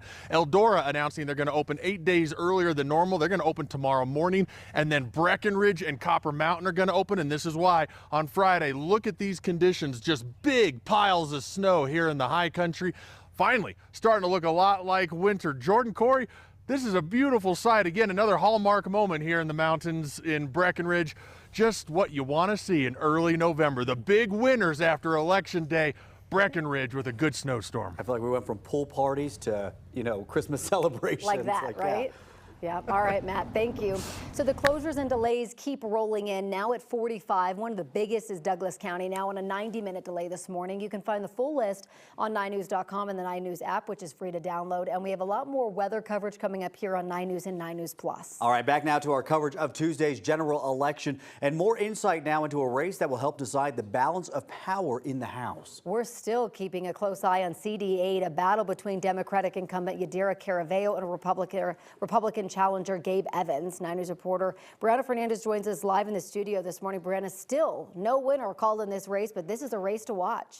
Yeah, definitely still a race to watch. You can see Colorado District 8, NBC News. We also have the results over on 9news.com. But I just wanted to show you the last update that we got was 10:29 Eastern time. So just a couple of minutes ago. Caraveo, she sits at 49.5%. Then you have Gabe Evans right now at 38%. So if we zoom out just a tad bit, you can see which counties they're leading. So Caraveo's leading in Adams County, Larimer, and Weld County. That's where Evans is winning. So it's no surprise that Colorado District 8 is still incredibly close. So when we look at this race 2 years ago, it was roughly 1,600 votes that pushed Caraveo to victory. Since then, she's made some changes away from her progressive record to become more moderate. Now, during her campaign, she focused on things like abortion as one of her main issues, the cost of living, as well as lowering health care costs. Now, Gabe Evans, a former Arvada police officer and military vet who is looking to further the GOP standing in the House, he pushed through the primaries with an endorsement from former President Donald Trump, but has since separated himself from some of Trump's policy proposals. Now, Evans has largely been vocal about Caraveo for being responsible for problems such as immigration, crime, as well as fentanyl.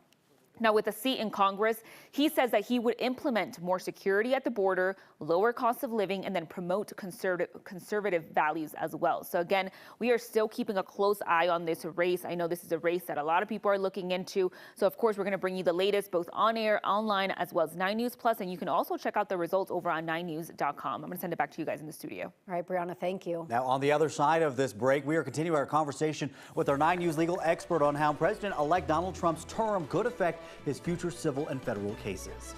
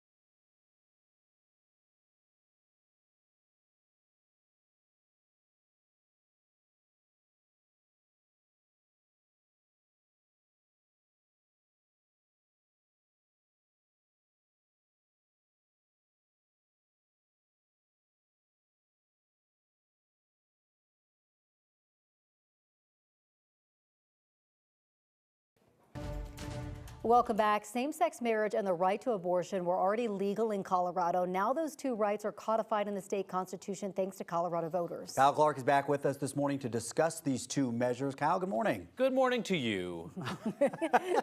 You can tell he's been up for a little bit. Yeah. 45 minutes of sleep. Yeah. Kyle, what did we see with these two amendments? I think what you saw is Colorado Democrats trying to lock in the electorate where it is today in Colorado, at a moment where they fear that in the future, conservative jurists in the Supreme Court might try to roll back protections for same-sex marriage or further roll back protections for abortion. And Democrats were correct. There are solid 55% majorities for both of those issues in Colorado. So they wanted to put them in the state constitution, or in the case of same-sex marriage, remove the old language from the state constitution so that those things are locked in and protected from future whims. Abortion amendments were on a lot of ballots across the country. What we saw here is not necessarily what we saw in other states. Correct. What we saw here was codifying a right to abortion in the state constitution, lifting the prohibition on public funding for abortion, and also the way that it's written, things like parental notification, any kind of restriction on abortion access likely would not stand in a court challenge under this new rule. So truly, Colorado is kind of an anything-goes state when it comes to abortion access. You've heard Colorado referred to as a haven for abortion access or an island of access.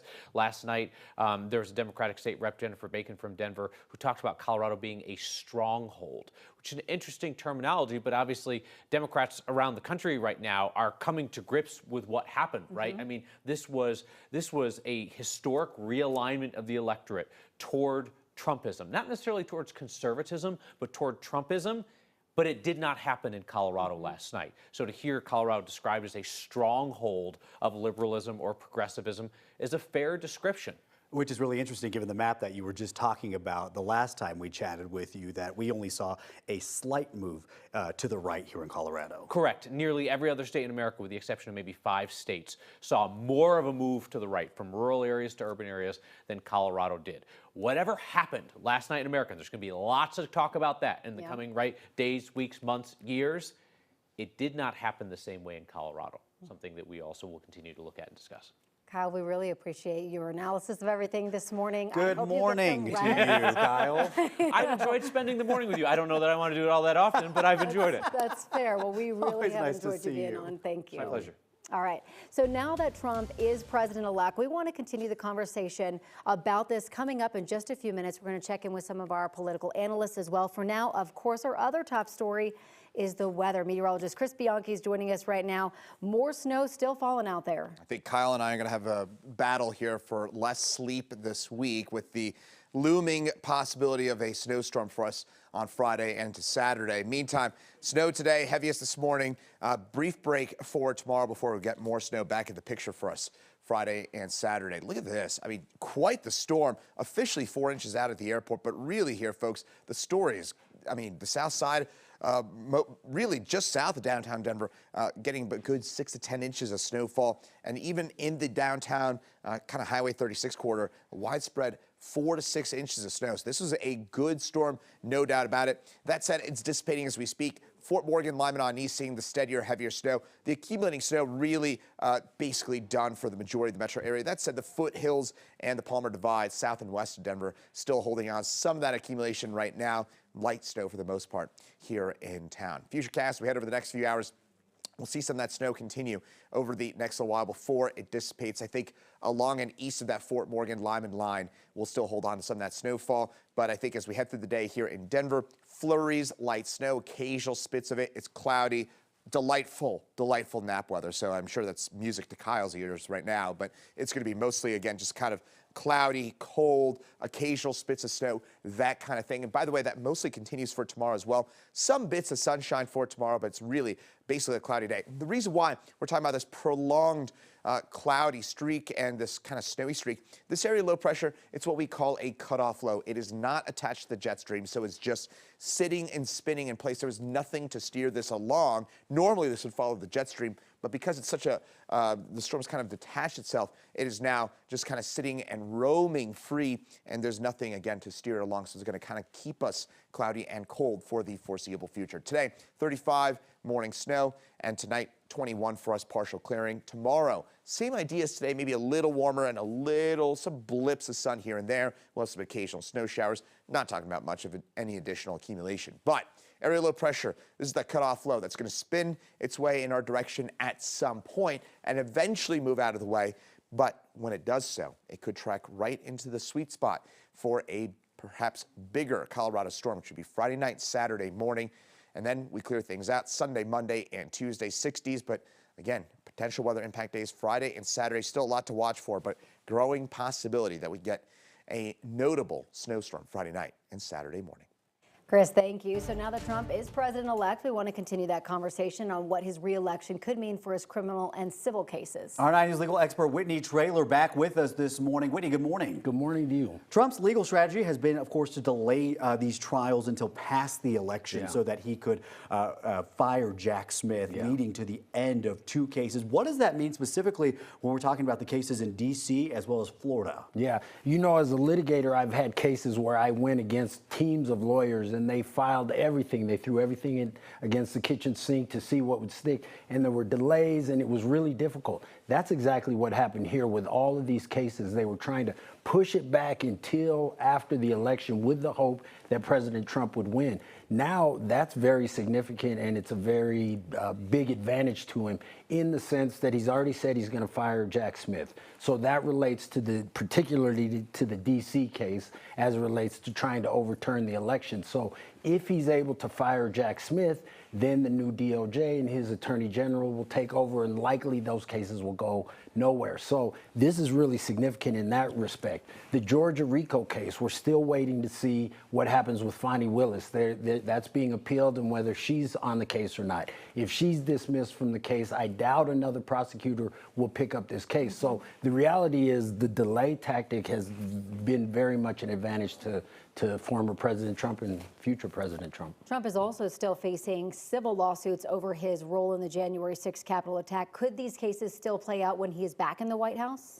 Yeah, they could. Now, here's the issue, though. If it's a civil case, then there's a real question about prosecuting him, because we have the federal immunity case that said he can't be prosecuted on criminal cases. But on the civil case, there was a 1997 Supreme Court ruling involving Bill Clinton that says they can't invoke presidential immunity on civil cases. But that could mean then that he could not be prosecuted until after his term, this next term. So all of this, these are significant constitutional issues, and I know they're nuanced and complicated, but the silver lining here is that we are developing our body of law, our common law system, by having these unique, nuanced issues, and they're going to be decided, and we'll now have laws going forward. Whitney, we always appreciate your expertise. Thank you for being here. For sure. We'll be right back.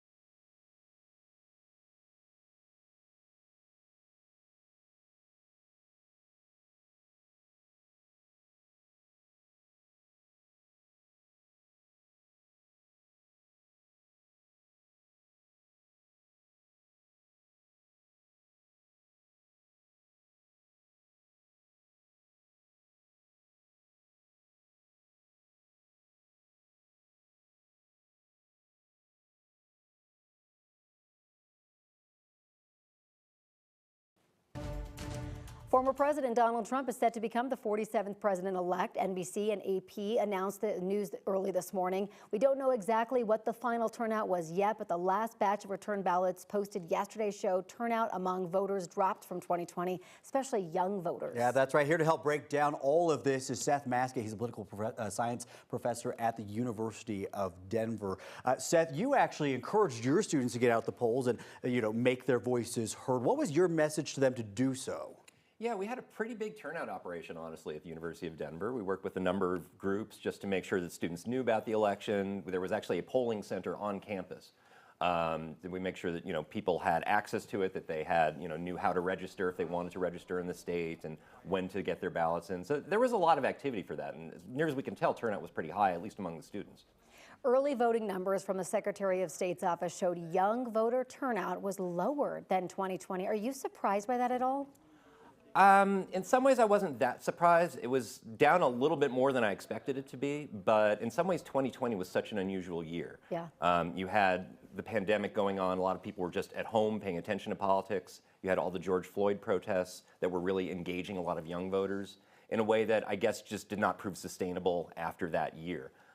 So it didn't surprise me the turnout was off a little, but I was surprised that young people really pulled back from that. Well, you have your work cut out for you now with your classes. Where do you go with this election, and what do you take away from it to teach your students? Well, I mean, I think one important thing is to remind the students that, yeah, this was an interesting thing to watch, and there's lots of important data to pull from it, but also this is one of the most highly consequential elections. Certainly in my lifetime and quite possibly of theirs, that they're going to be feeling the effects of this election for many years to come. It's going to affect them, it's going to affect people around the world, and to just be sort of paying attention to that. And also think about just what are the lessons that we learn from this in terms of voter turnout, in terms of what campaign tactics actually work and what don't, what the role of campaign money is and where it isn't. There's actually quite a bit to sort out from all this. I love that you held watch parties last night, because that really is getting young people involved in the process and getting them to think a little bit more. So I think that is just so great. And a big one too. Yeah, 60 to 70 students. Exactly. Yeah. No, it was well attended, and they turned out and they ate the pizza. So yeah. Yeah, they ate it was probably the pizza, but it's all good. Seth, thank you so much for coming in. Really appreciate it. All right, let's get a check the forecast once again with Chris. All right, let's take a look at some of those snowfall totals. 8 to 10 inches south side of the metro area. Pretty impressive early season storm. 4 inches of snow officially at the airport. That was as of 5:30 this morning. We'll probably have another inch or two once that final total comes out around 11 a.m. Snow continues for us, but we're starting to see that break on up over central Denver right now. Starting to pull in some drier air. It's really from Byers, Strasburg on east where we're seeing that steadier, heavier snowfall. That'll continue over the next few hours, mostly flurries for this afternoon. 7-day forecast. We got that morning snow today. Then weather impact days possible for us Friday and Saturday with an area low pressure that spins its way in our direction for the end of the weekend. This is really for Friday night and Saturday morning. I have to keep a close eye on the potential for yet another storm that could be even bigger than the one we just had. Chris, thank you. So polls closed at 7 p.m. yesterday evening. A lot has happened in the past 12 hours here in Colorado and across the country. Yeah, the biggest thing to note is that former President Donald Trump will be the 47th president of the United States. So let's take a look right now at the electoral map. NBC announced Trump won the presidential election around 3:30 early this morning. It became clear that he will win after flipping 2 swing states, Georgia and Pennsylvania, and then he would win in the state of Wisconsin later on. Trump will be the second president to serve non-consecutive terms. The last time this happened was when Grover Cleveland was president. The race between Republican Gabe Evans and Democratic incumbent Yadira Caraveo in Colorado's highly competitive 8th congressional district is still too close to call. The 8th district includes large population hubs like Thornton, Commerce City, and Greeley, marking it as a competitive district that encompasses both suburban and rural voters north and east of Denver. Caraveo is leading right now with 50%, while Gabe Evans is trailing at 48% with 74% reporting right now. Of course, we'll be continuing to follow the election results all day long here on 9 News. That's right. You can stay up to date with us throughout the day on our 9 News app, as well as streaming on 9 News Plus. And we'll see you back here for 9 News at noon. Y'all have a great day.